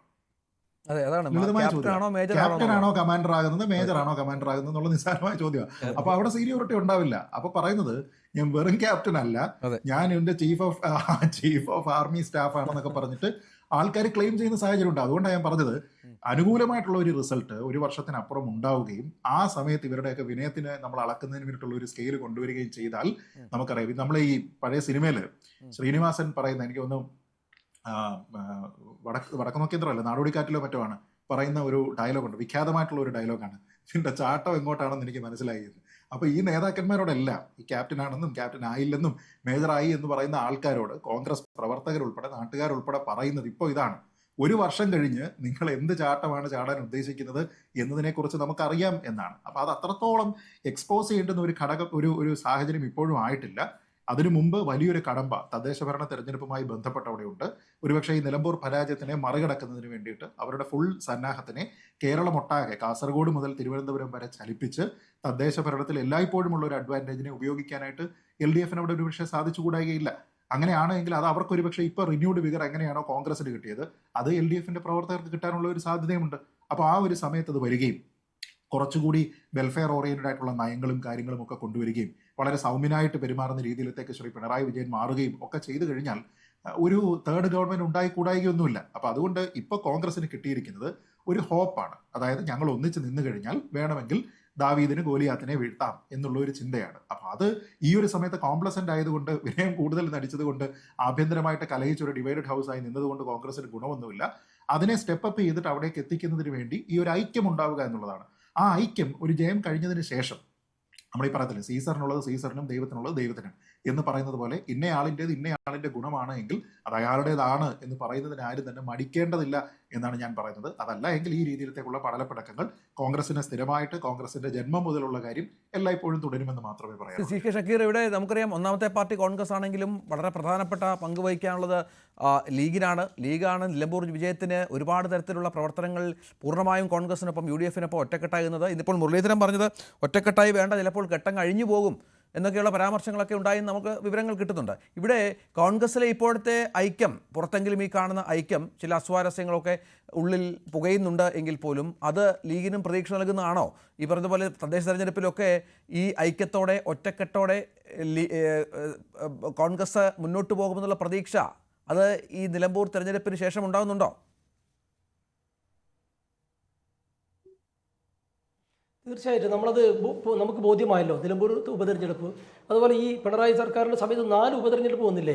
ആ 4 ഉപതെരഞ്ഞെടുപ്പിലും ചേലക്കരയിൽ പോലും 10,000 വോട്ടിൻ്റെ നഷ്ടമാണ് CPM ഉണ്ടായിട്ടുള്ളത്. അതുകൊണ്ട് ഇടതുപക്ഷ ജനാധിപത്യ മുന്നണിയുടെ ദുർഭരണത്തിനെതിരെ UDF ഒറ്റക്കെട്ടാണ്, കേരള ജനത ഒറ്റക്കെട്ടാണ്. ഞാനൊരു കാര്യം ഈ സമയത്ത് നിങ്ങൾ സൂചിപ്പിക്കുകയാണ്, നിങ്ങൾ ചോദിച്ചിട്ട് അപ്പുറത്ത്. നമുക്ക് ഇപ്പോൾ SFIയുടെ ചെറിയ കുട്ടികൾ മുതൽ CPM-ന്റെ നേതാവായിട്ടുള്ള പിണറായി വിജയൻ വരെ സംസ്ഥാന സെക്രട്ടറിയായ CPM-ന്റെ നേതാവിനെ ട്രോളിക്കൊണ്ടിരിക്കുന്നു. ഒരു #, നടക്കും, നിങ്ങൾ കണ്ടോ രഞ്ജിത്തെ? അതായത് നന്ദി മാഷേ. അത് ചെറിയ കുട്ടികൾ മുതൽ CPM-ന് ഉന്നതരായ നേതാക്കന്മാർ വരെ കളിയാക്കുകയാണ് ഒരു CPM. അപ്പോൾ ആ പാർട്ടിയുടെ ഇപ്പോഴത്തെ ഉള്ളിൽ അവസ്ഥ എന്താണ്? നിങ്ങൾ എന്താണത് ചർച്ചക്കെടുക്കാത്തത്? ഇപ്പുറത്ത് കോൺഗ്രസിനെ കുറിച്ച് നമുക്കറിയാം, ഗ്രൂപ്പിസം ഉണ്ട്, ഒരുപാട് ഗ്രൂപ്പുകളുണ്ട്, തെരുവിൽ അടികൂടാറുണ്ട്. പക്ഷെ അതിൽ നിന്നൊക്കെ അവർ മാറിയെന്ന് മാത്രമല്ല, സ്ഥാനാർത്ഥി നിർണയത്തിലും തെരഞ്ഞെടുപ്പ് പ്രവർത്തനത്തിലും ആരാണ് സ്ഥാനാർത്ഥി, ഏതാണ് ഗ്രൂപ്പ് എന്നറിയാത്ത രീതിയിൽ അത്ര ഏകോദര സഹോദരങ്ങളെ പോലെ ഈ നാടിന് വേണ്ടി പ്രവർത്തിക്കുന്നു. അപ്പോൾ മുസ്ലിം ലീഗിനെ പോലെയുള്ള എല്ലാ പാർട്ടിക്കാർക്കും സന്തോഷമാണ്. അതിൻ്റെ റിസൾട്ട് ഈ ത്രിതല പഞ്ചായത്ത് തെരഞ്ഞെടുപ്പിലുണ്ടാകും, നിയമസഭാ തെരഞ്ഞെടുപ്പിലുണ്ടാകും. മറ്റൊരു കാര്യം കൂടി ഞാൻ പറഞ്ഞത്, നേരത്തെ പറഞ്ഞ് നിങ്ങൾ ശ്രദ്ധിച്ചോന്നറിയില്ല, CPM-നകത്തെ ആഭ്യന്തര കലാപം ഒരു വലിയ അഗ്നിപർവ്വതം പോലെ പൊട്ടാനിരിക്കുകയാണ്. ആ പൊട്ടിത്തെറിയുടെ വക്കിൽ നിൽക്കുന്ന CPM-നെ രക്ഷപ്പെടുത്താൻ ദയവായി നിങ്ങൾ ഈ സോൾജിയറിലും ക്യാപ്റ്റനിൽ പിടിക്കാൻ നിൽക്കണ്ട. അത് നിങ്ങൾക്ക് നഷ്ടക്കച്ചവടം ആവുള്ളൂ. ഈ ചർച്ച ഇപ്പോൾ നമ്മൾ തന്നെ ഇന്ന് ന്യൂസ് 8 ചർച്ച കാണുന്ന ആളുകൾക്ക് എന്താണ് ബോധ്യമാവുക? സോൾജിയറും ക്യാപ്റ്റനും അതുപോലെ തന്നെ മേജറും അത് കോൺഗ്രസിനകത്ത് വരുത്തിയിട്ടുള്ള മാറ്റങ്ങൾ ആ ആളുകൾ, കേരളത്തിലെ ഈ ചർച്ച കാണുന്ന ആളുകളൊക്കെ വിലയിരുത്തും. എന്നാൽ CPM-നകത്ത് ഇന്ന് MV ഗോവിന്ദൻ പറഞ്ഞത് എന്താണ്? പത്രസമ്മേളനം നടത്താൻ വേണ്ടി വന്നപ്പോൾ അദ്ദേഹം എനിക്കെതിരെ വിമർശനം ഉണ്ടായിട്ടില്ല എന്ന് പറയുകയാണ്. എന്നാൽ എല്ലാ മാധ്യമങ്ങളും റിപ്പോർട്ട് ചെയ്യുന്നു, CPM-ന്റെ ആളുകൾ സോഷ്യൽ മീഡിയയിൽ പരസ്യമായി ഇദ്ദേഹത്തിനെതിരെ പ്രതികരിക്കുന്നു. ആ രീതിയിലേക്ക് ഒരു വലിയ കേഡർ പാർട്ടിയായ CPM നശിച്ചുകൊണ്ടിരിക്കുന്നു. ഞാൻ നേരത്തെ അദ്ദേഹം പറഞ്ഞതുപോലെ ഇത് പിണറായി വിജയൻ വിനയാന്വിതനായതുകൊണ്ട് മൂന്നാമത്തെ ഭരണം കിട്ടുമെന്നൊക്കെയുള്ള തെറ്റിദ്ധാരണ ദയവ് ചെയ്ത് പരത്താൻ നിൽക്കണ്ട. ഈ കേരളത്തിൽ CPM-ന്റെ ഈ ഭരണം അവസാനിക്കുന്നതോടുകൂടെ ഇന്ത്യയിൽ CPM-ന്റെ അവസാനത്തെ മുഖ്യമന്ത്രിയായി പിണറായി വിജയൻ മാറും എന്നുള്ളത് യാതൊരു തർക്കമില്ല. അത്രമാത്രം ആളുകളെ ദ്രോഹിച്ചുകൊണ്ടിരിക്കുന്ന ഭരണമാണ്. ഒരു മേഖലയിലല്ല. ഇപ്പോൾ 1,80,000 ആളുകളെ അനധികൃതമായി നിയമനം നടത്തി എന്ന് കഴിഞ്ഞ ദിവസം കണ്ടെത്തിയിരിക്കുകയാണ്. ആരെയാണ്? CPM നേതാവിൻ്റെ ഭാര്യമാർ, CPM നേതാവിൻ്റെ മക്കള്, CPM നേതാവിൻ്റെ ബന്ധുക്കൾ. ഇവിടെ PSC പരീക്ഷ എഴുതി ലിസ്റ്റിലുള്ള ലക്ഷക്കണക്കിന് ആളുകൾക്ക് ജോലി കൊടുക്കാതെ അനധികൃതമായി നിയമന നിരോധനം കേരളത്തിൽ നടപ്പിലാക്കുന്ന ഒരു സാഹചര്യത്തിൽ ഇത്ര മോശമായി എല്ലാവരെയും വെല്ലുവിളിച്ചുകൊണ്ട് കേരളം ഭരിച്ചുകൊണ്ടിരിക്കുന്ന പിണറായി വിജയൻ ദുർഭരണം ഓരോ ദിവസവും പുറത്തു വന്നുകൊണ്ടിരിക്കുന്നു. സപ്പോർട്ട് ചെയ്യാനുള്ള CPM-ന്റെ പോളിറ്റ് ബ്യൂറോ മെമ്പർമാർ പോലും ഒരു കൂട്ടർ ഭരണത്തിനെതിരെ, ഒരു കൂട്ടർ MP ഗോവിന്ദനെതിരെ. ആരാണ് ഇതിൽ CPM-ന്റെ യഥാർത്ഥ മുഖമെന്ന് തിരിച്ചറിയാൻ കഴിയാത്ത സാഹചര്യത്തിലൂടെ പോകുമ്പോൾ കോൺഗ്രസിനകത്തെ നർമ്മങ്ങളും തമാശകളും വലിയ വാർത്തയെടുക്കേണ്ടതില്ല. അതൊക്കെ നേരത്തെ നമ്മുടെ കോൺഗ്രസിന് സുഹൃത്ത് പറഞ്ഞതുപോലെ ഒരു തമാശയായി മാത്രം പരിഗണിച്ചാൽ മതി, അല്ലെങ്കിൽ കോൺഗ്രസ് ഒരുപാട് മെച്ചപ്പെട്ടു എന്ന് വിലയിരുത്തിയാൽ മതി. അപ്പോൾ അതുകൊണ്ട് മുസ്ലിം ലീഗിനെ സംബന്ധിച്ചിടത്തോളം നിങ്ങൾ നേരത്തെ ചോദിച്ചതുപോലെ വളരെ സന്തോഷത്തിലാണ്, വലിയ പ്രതീക്ഷയിലാണ്. ഈ കഴിഞ്ഞ തെരഞ്ഞെടുപ്പുകൾ മുഴുവൻ കോൺഗ്രസ് ഒറ്റക്കെട്ടായി നിന്നതുപോലെ UDF-ഉം എല്ലാ ഘടകകക്ഷികളും ഒരഭിപ്രായ വ്യത്യാസമില്ല ഒറ്റക്കെട്ടായി നിന്നതുപോലെ ഈ ത്രിതല പഞ്ചായത്ത് തെരഞ്ഞെടുപ്പിലും വരാനിരിക്കുന്ന നിയമസഭാ തെരഞ്ഞെടുപ്പിലും വലിയ മുന്നേറ്റം ഉണ്ടാക്കാൻ കാത്തിരിക്കുകയാണ്. അതിന് കേരളത്തിലെ ജനതയുടെ വലിയ പിന്തുണ നമുക്കുണ്ട്.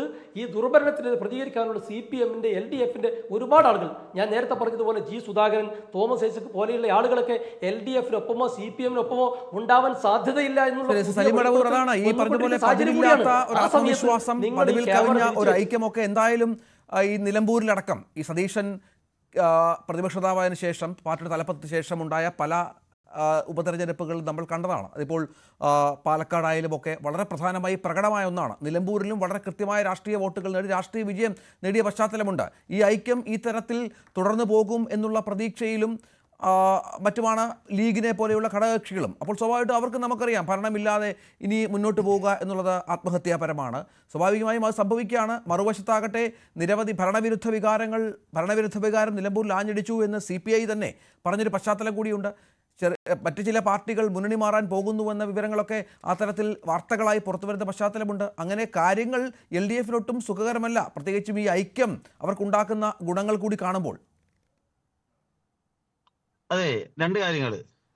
ആദ്യം നിങ്ങൾ പറഞ്ഞൊരു കാര്യം എന്നോട് പിന്നെ മറന്നാൽ, ചില പാർട്ടികൾ മുന്നണി മാറും എന്നുള്ളൊരു സംശയം അത് വ്യാപകമായിട്ട് ഒരു മലയാളത്തിലൊരു ചാനൽ വ്യാപകമായിട്ട് ഒരു പ്രചരണം കൊടുക്കുന്നുണ്ട്.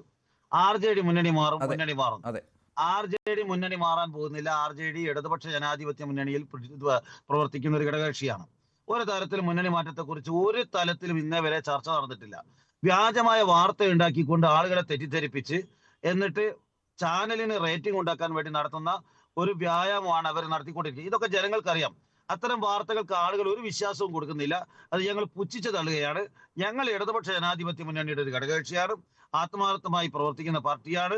സ്ഥാനമാനങ്ങളില്ലെങ്കിലും മുന്നണിക്ക് വേണ്ടി ആത്മാർത്ഥമായിട്ട് സത്യസന്ധമായിട്ട് പ്രവർത്തിക്കുന്നു. മറ്റു തരത്തിലുള്ള ഒരു ചർച്ചയോ ചിന്തയോ നിലവിൽ ഇടതുപക്ഷ ജനാധിപത്യ മുന്നണിയുമായി ബന്ധപ്പെട്ട് ഞങ്ങൾക്കില്ല. ഞങ്ങൾ ആ മുന്നണിയുടെ ഘടകകക്ഷിയാണ്. അടുത്ത തെരഞ്ഞെടുപ്പിൽ ഇടതുപക്ഷ ജനാധിപത്യ മുന്നണിയെ 3ാം തവണയും അധികാരത്തിലെത്താനുള്ള സജീവമായ പ്രവർത്തനത്തിൽ ഏർപ്പെട്ടിരിക്കുന്ന ഒരു രാഷ്ട്രീയ പ്രസ്ഥാനമാണ്. അതേക്കുറിച്ച് അനാവശ്യമായി നടത്തുന്ന വിവാദങ്ങളും ചർച്ചകളും അത് ഒരു അടിസ്ഥാനവും ഇല്ലാത്തതാണ്. അത് ഞങ്ങൾ അതിൻ്റെതായ അവജ്ഞയോടുകൂടി തള്ളിക്കളയാണ്. അത്തരം ചാനലുകളും മാധ്യമങ്ങളും അവരുടെ വിശ്വാസ്യത സ്വയം തകർക്കുകയാണ് എന്ന് മാത്രമാണ് എനിക്ക് അതേക്കുറിച്ച് ആദ്യമായിട്ട് പറയാനുള്ളത്. രണ്ടാമത്തത് ഉപതെരഞ്ഞെടുപ്പ് എവിടെയാണ് നടന്നത്? ഒന്ന്, എറണാകുളത്ത് നമ്മുടെ PT തോമസ് മരണപ്പെട്ട സമയത്ത് നടന്ന തെരഞ്ഞെടുപ്പ്. അത് അദ്ദേഹത്തിന്റെ ഭാര്യ ഉഷ തോമസ് ആണ് മത്സരിച്ചിരിക്കുന്നത്. അവര് സഹതാപ തരംഗം, അവരുടെ സിറ്റിംഗ് സീറ്റില് സഹതാപ തരംഗവും PT തോമസിനോടുള്ള ആ പ്രത്യേകമായ താല്പര്യം വന്നപ്പോൾ അവർ ജയിച്ചു. അതിൽ എന്താ സംശയം? രണ്ടാമത് നടന്ന തെരഞ്ഞെടുപ്പ്, മറ്റൊരു തെരഞ്ഞെടുപ്പ് പുതുപ്പള്ളിയിലാണ്. പുതുപ്പള്ളിയിൽ ഉമ്മൻചാണ്ടി മരിച്ചപ്പോൾ എല്ലാവർക്കും അറിയാമല്ലോ, എന്തൊക്കെ പറഞ്ഞാലും പുതുപ്പള്ളിയിൽ ഉമ്മൻചാണ്ടി മരിച്ച അടുത്ത തെരഞ്ഞെടുപ്പിൽ അദ്ദേഹത്തിന്റെ മകനെ സ്ഥാനാർത്ഥിയാക്കി. UDF-ന്റെ ഷുവർ സീറ്റാണ്. ഉമ്മൻചാണ്ടിയുടെ മകൻ വിജയിച്ചു. മറ്റൊരു വ്യത്യാസം, നിങ്ങൾ 9,000 വോട്ട് കുറഞ്ഞു എന്ന് പറയുന്നത് ചേലക്കരയിലാണ്. ചേലക്കരയിൽ പാർലമെന്റ് തെരഞ്ഞെടുപ്പിൽ പരാജയപ്പെട്ട സ്ഥാനാർത്ഥിയോട് മത്സരിക്കുന്നു. അവര് എവിടെയും ഇല്ലാത്ത അവസ്ഥയിൽ പാവപ്പെട്ട കുടുംബത്തിലെ അംഗമാണെന്നൊക്കെ പറഞ്ഞുകൊണ്ട് ഒരു പ്രചരണം വന്ന സമയത്ത് പാർലമെന്റിൽ പരാജയപ്പെട്ട സ്ഥാനാർത്ഥിക്ക് അവർ ഇവിടെയെങ്കിലും ജയിച്ചു കൊള്ളട്ടെ എന്ന് കുറച്ച് ആളുകൾ ചിന്തിച്ചു കാണണം. തെരഞ്ഞെടുപ്പിൽ വിജയവും ഭൂരിപക്ഷമല്ല, വിജയവും പരാജയവുമാണ് പ്രധാനം. നേരത്തെ നമ്മൾ പറഞ്ഞതുപോലെ ഏതായാലും അവിടെ ഇടതുപക്ഷം വിജയിച്ചു. ഇടതുപക്ഷം വിജയിച്ചു, കുറച്ച് വോട്ട് കുറഞ്ഞു എന്നുള്ളത് യാഥാർത്ഥ്യമാണ്. മറ്റൊന്ന് പാലക്കാടാണ്. അവിടെ BJP വിജയിക്കുമോ എന്ന് ഭയപ്പെട്ട സമയത്ത് സ്വാഭാവികമായും ഇടതുപക്ഷത്തിന് കിട്ടേണ്ട പാർട്ടി പ്രവർത്തകരുടേതല്ലാത്ത അനുഭാവികളായ ഇടതുപക്ഷത്തിനോട് താല്പര്യമുള്ള ആളുകളുടെ വോട്ട് ഒരു പക്ഷേ മറുഭാഗത്തേക്ക് പോയിരിക്കാം. ഇത് CPM സംസ്ഥാന സമിതിയുടെ വിലയിരുത്തൽ പോലെയാണ്. LDFന് കിട്ടേണ്ട വോട്ടുകൾ കിട്ടിയില്ല, ആര്യാടൻ ഷൗക്കത്തിന് കൂടുതൽ വോട്ടുകൾ ലഭിച്ചു. അതാണ് അവിടുത്തെ റിസൾട്ടിന്റെ കാരണം എന്നുള്ളതാണ്. അല്ല, ഇവിടെയൊക്കെ ജയിച്ച ആളുകൾ കൂടുതൽ വോട്ട് കിട്ടിയിട്ടാണല്ലോ അവിടെ ജയിക്കുന്നത്. അല്ല, അത് EP ജയരാജൻ പറഞ്ഞു. അത് രഞ്ജിത്തെ, അത് EP ജയരാജൻ പറഞ്ഞതാണ് ഓർമ്മ വരുന്നത്. അല്ല, ഇവിടെ നല്ല കോമഡിയാണല്ലോ. ഉപതെരഞ്ഞെടുപ്പ് മാനദണ്ഡമാക്കേണ്ടതില്ല. നേരത്തെയും ഉപതെരഞ്ഞെടുപ്പുകളിലെ വിധി അല്ല തെരഞ്ഞെടുപ്പിനെ സ്വാധീനിച്ചത്. തെരഞ്ഞെടുപ്പിൽ അതെ. അതുകൊണ്ട് കേരളത്തിൽ നടന്ന ഈ 4 ഉപതെരഞ്ഞെടുപ്പുകളും ഇടതുപക്ഷത്തിന് അനുകൂലമായ നിലപാട് തന്നെയാണ് വന്നിരിക്കുക ആത്യന്തികമായിട്ട്. അതുകൊണ്ട് നിയമസഭാ തെരഞ്ഞെടുപ്പ് ജനങ്ങൾ കാത്തിരിക്കുകയാണ്. അവരിവിടുത്തെ വികസനമൊക്കെ കാണുന്നില്ലേ? നമ്മുടെ നാഷണൽ ഹൈവേയുടെ വളർച്ച, അതിന്റെ വികസനം, നമ്മുടെ സംസ്ഥാനത്തുണ്ടാകുന്ന മാറ്റം, ഇതൊക്കെ ജനങ്ങൾ കാണുന്നുണ്ടല്ലോ. നമ്മുടെ എല്ലാ സമസ്ത മേഖലകളിലുമുള്ള ഡെവലപ്മെന്റ്, ഇതൊക്കെ ജനങ്ങൾ കാണുകയാണ്. അതുകൊണ്ട് ജനങ്ങൾ വളരെ ഈ തെരഞ്ഞെടുപ്പിൽ, വരുന്ന നിയമസഭാ തെരഞ്ഞെടുപ്പിൽ നിങ്ങൾക്ക് സംശയമൊന്നും വേണ്ട, ഇടതുപക്ഷ ജനാധിപത്യ മുന്നണി 3ാം തവണ അധികാരത്തിൽ വരും. കോൺഗ്രസ് UDFല് അവർ മേജർ ആണോ, ക്യാപ്റ്റൻ ആണോ, അതല്ല മേജർ ജനറൽ ആണോ, ആരാണ്, സോൾജിയർ ആണോ, ഇവര് തമ്മിലുള്ള ചക്കളത്തി പോരാട്ടമാണ്. അതിനിടയ്ക്ക് ഒരു ക്യാപ്റ്റനെ അവർ മാറ്റി, സുധാകരനെ. അദ്ദേഹത്തിന് ഒരു തരത്തിലും താല്പര്യമില്ലാതെ അദ്ദേഹത്തെ പിടിച്ചു മാറ്റി. കണ്ണീരോടുകൂടിയാണ് ഇറങ്ങിപ്പോയത്. PS ജോയ് കണ്ണീരോടുകൂടിയാണ് മറുപടി പറഞ്ഞത്. തെരഞ്ഞെടുപ്പിൽ സ്ഥാനാർത്ഥിയാവാൻ വേണ്ടി കൂടുതൽ പ്രവർത്തകരും മുന്നണിയും നിർദ്ദേശിച്ച സ്ഥാനാർത്ഥി അദ്ദേഹം നിങ്ങൾ കണ്ടതല്ലേ, കണ്ടമിടറിക്കൊണ്ടല്ലേ ഞാൻ മത്സരിക്കുന്നില്ല എന്ന് പറഞ്ഞത്. VS ജോയിയുടെ സങ്കടം അവിടെ ബാക്കി കിടക്കുകയാണ്. ഇവിടെ രമേശ് ചെന്നിത്തലയുടെ സങ്കടം ബാക്കി കിടക്കുകയാണ്. സുധാകരന്റെ സങ്കടം ബാക്കി കിടക്കുകയാണ്. സതീശൻ ഒന്നും ആലോചിക്കുന്നില്ല എന്നുള്ള മുല്ലപ്പള്ളി രാമചന്ദ്രന്റെ സങ്കടം അവിടെ ബാക്കി കിടക്കുകയാണ്. UDFൽ സമ്പൂർണ്ണമായി, അതേപോലെ മുസ്ലിം ലീഗ് ആർക്കാണ് പ്രാധാന്യം കൊടുക്കുന്നത്? രമേശ് ചെന്നിത്തലക്കാണ്. ലീഗിന്റെ പ്രധാനപ്പെട്ട പരിപാടികളെ അദ്ദേഹത്തെയാണ് വിളിക്കുന്നത്. NSS പ്രധാനപ്പെട്ട പരിപാടികളിൽ വിളിക്കുന്നത് ചെന്നിത്തലയാണ്. അപ്പൊ ഇവിടെ UDFൽ ആരാണ് നേതാവ് എന്നുള്ളതിനെ കുറിച്ച് അതാണ് ഈ പറഞ്ഞ അധികാരം വന്നാലും ഈ ഒരു തർക്കം സ്വാഭാവികമാണ്. അന്നേരം മേജറാണോ, ക്യാപ്റ്റനാണോ, സോൾജിയർ ആണോ, ആരാണ് പട നയിക്കാൻ പോകുന്നത് അല്ലെങ്കിൽ പട വെട്ടാൻ പോകുന്നതെന്ന് കാത്തിരുന്ന് കാണണം. അല്ല, ഇത് കോൺഗ്രസിന്റെ ഒരു ഹെഡേക്കാണ്, അക്കാര്യത്തിൽ തർക്കമില്ല. അത് തന്നെയല്ല, അത് എല്ലാ കാലത്തും അങ്ങനെ ഉണ്ടായിട്ടുണ്ട്. ദ്വന്ദ്വങ്ങൾ ഉണ്ടായിട്ടുണ്ട് അധികാര നേതൃത്വത്തിൽ. അല്ലാതെ ഏകപക്ഷീയമായിട്ട് ഒരു നേതാവ് എന്ന രീതിയിലത്തേക്ക് കോൺഗ്രസിനോട് ഒരു സാഹചര്യം ഉണ്ടായിരുന്നത് വളരെ കുറവാണ്. പക്ഷെ ഞാനിവിടെ വളരെ കൗതുകത്തോടു കൂടിയാണ് ശ്രീ സലീം മടവൂർ പറഞ്ഞിരുന്ന വാദങ്ങളൊക്കെ കേട്ടത്. നമ്മളിപ്പോൾ ഈ അടുത്തിടെ നിലമ്പൂരിലെ പരാജയത്തിന് ശേഷം CPMന്റെ ഭാഗത്ത് നിന്ന് പല ക്യാപ്സൂളുകൾ വരുന്ന സമയത്ത് ഒരുപക്ഷെ സോഷ്യൽ മീഡിയയിൽ ഏറ്റവും ട്രെൻഡായിരുന്ന ഒരു ട്രോൾ എന്ന് പറയുന്നത് തന്നെ ഒരു ഇടതുപക്ഷക്കാരനെ നിങ്ങൾ ഇലക്ഷനിൽ തോറ്റു എന്ന് പറഞ്ഞ് മനസ്സിലാക്കി കൊടുക്കുക എന്ന് പറയുന്നത് ഏറ്റവും ബുദ്ധിമുട്ടുള്ള ഒരു കാര്യമാണെന്നാണ്.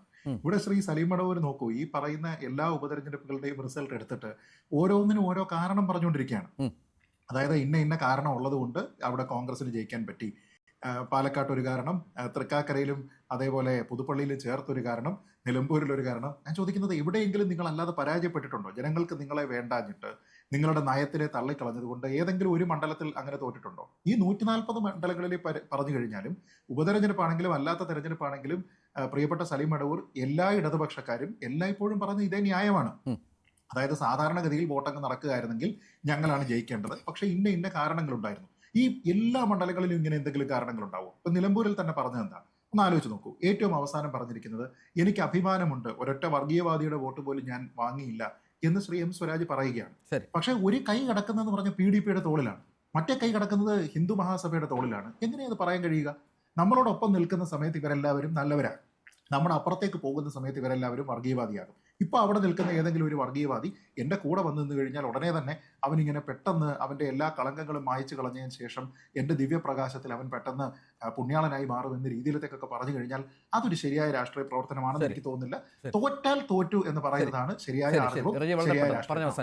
നോക്കൂ, കോൺഗ്രസിനെ സംബന്ധിച്ച് വിജയം ലഭിക്കുമ്പോൾ അതിന് വ്യക്തമായ മാനദണ്ഡം അനുസരിച്ച് കോൺഗ്രസിന്റെ ഹൈക്കമാൻഡാണ് തീരുമാനമെടുക്കുന്നത്. ഈ കോൺഗ്രസിനെ സംബന്ധിച്ച് ആദ്യമായിട്ടല്ല ഒരു ഭരണത്തിൽ വരുന്നത്. നിരവധി സംസ്ഥാനങ്ങളിലും കേരളത്തിലുമൊക്കെ നിരവധി തവണ വന്നിട്ടുണ്ട്, അധികാരത്തിലെത്തിയിട്ടുണ്ട്. അപ്പോൾ അധികാരത്തിൽ ഭൂരിപക്ഷം ലഭിക്കുന്ന സാഹചര്യത്തിൽ ഹൈക്കമാൻഡ് വ്യക്തമായി വ്യക്തമായ തീരുമാനം എടുക്കും. പിന്നെ ഈ ബഹുമാനായ ഈ സലീം മടവൂർ അദ്ദേഹത്തിൻ്റെ വാക്കുകൾ കേട്ടപ്പോൾ അന്ധമായ കോൺഗ്രസ് വിരോധത്തിൻ്റെ അടിസ്ഥാനത്തിൽ ഈ 4ാം ക്ലാസ്സിലെ കുട്ടികൾ കാണാതെ പഠിച്ചിട്ട് മൈക്കിന് മുമ്പിൽ വന്ന് അത് ആവർത്തിച്ച് പറയുന്നത് പോലെയുള്ള ഒരു അവതരണ രീതിയായി എനിക്ക് തോന്നുകയുണ്ടായി.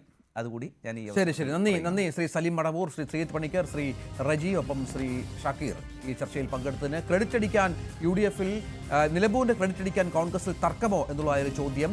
യെസ് എന്ന് 65% ആളുകൾ അഭിപ്രായപ്പെട്ടു, നോ എന്ന് 31% ആളുകൾ അഭിപ്രായപ്പെട്ടു, നിഷ്പക്ഷമായി 4% ആളുകൾ. ഇപ്പോൾ പ്രൈം ഡിബേറ്റ് പൂർണ്ണമാകുന്നു.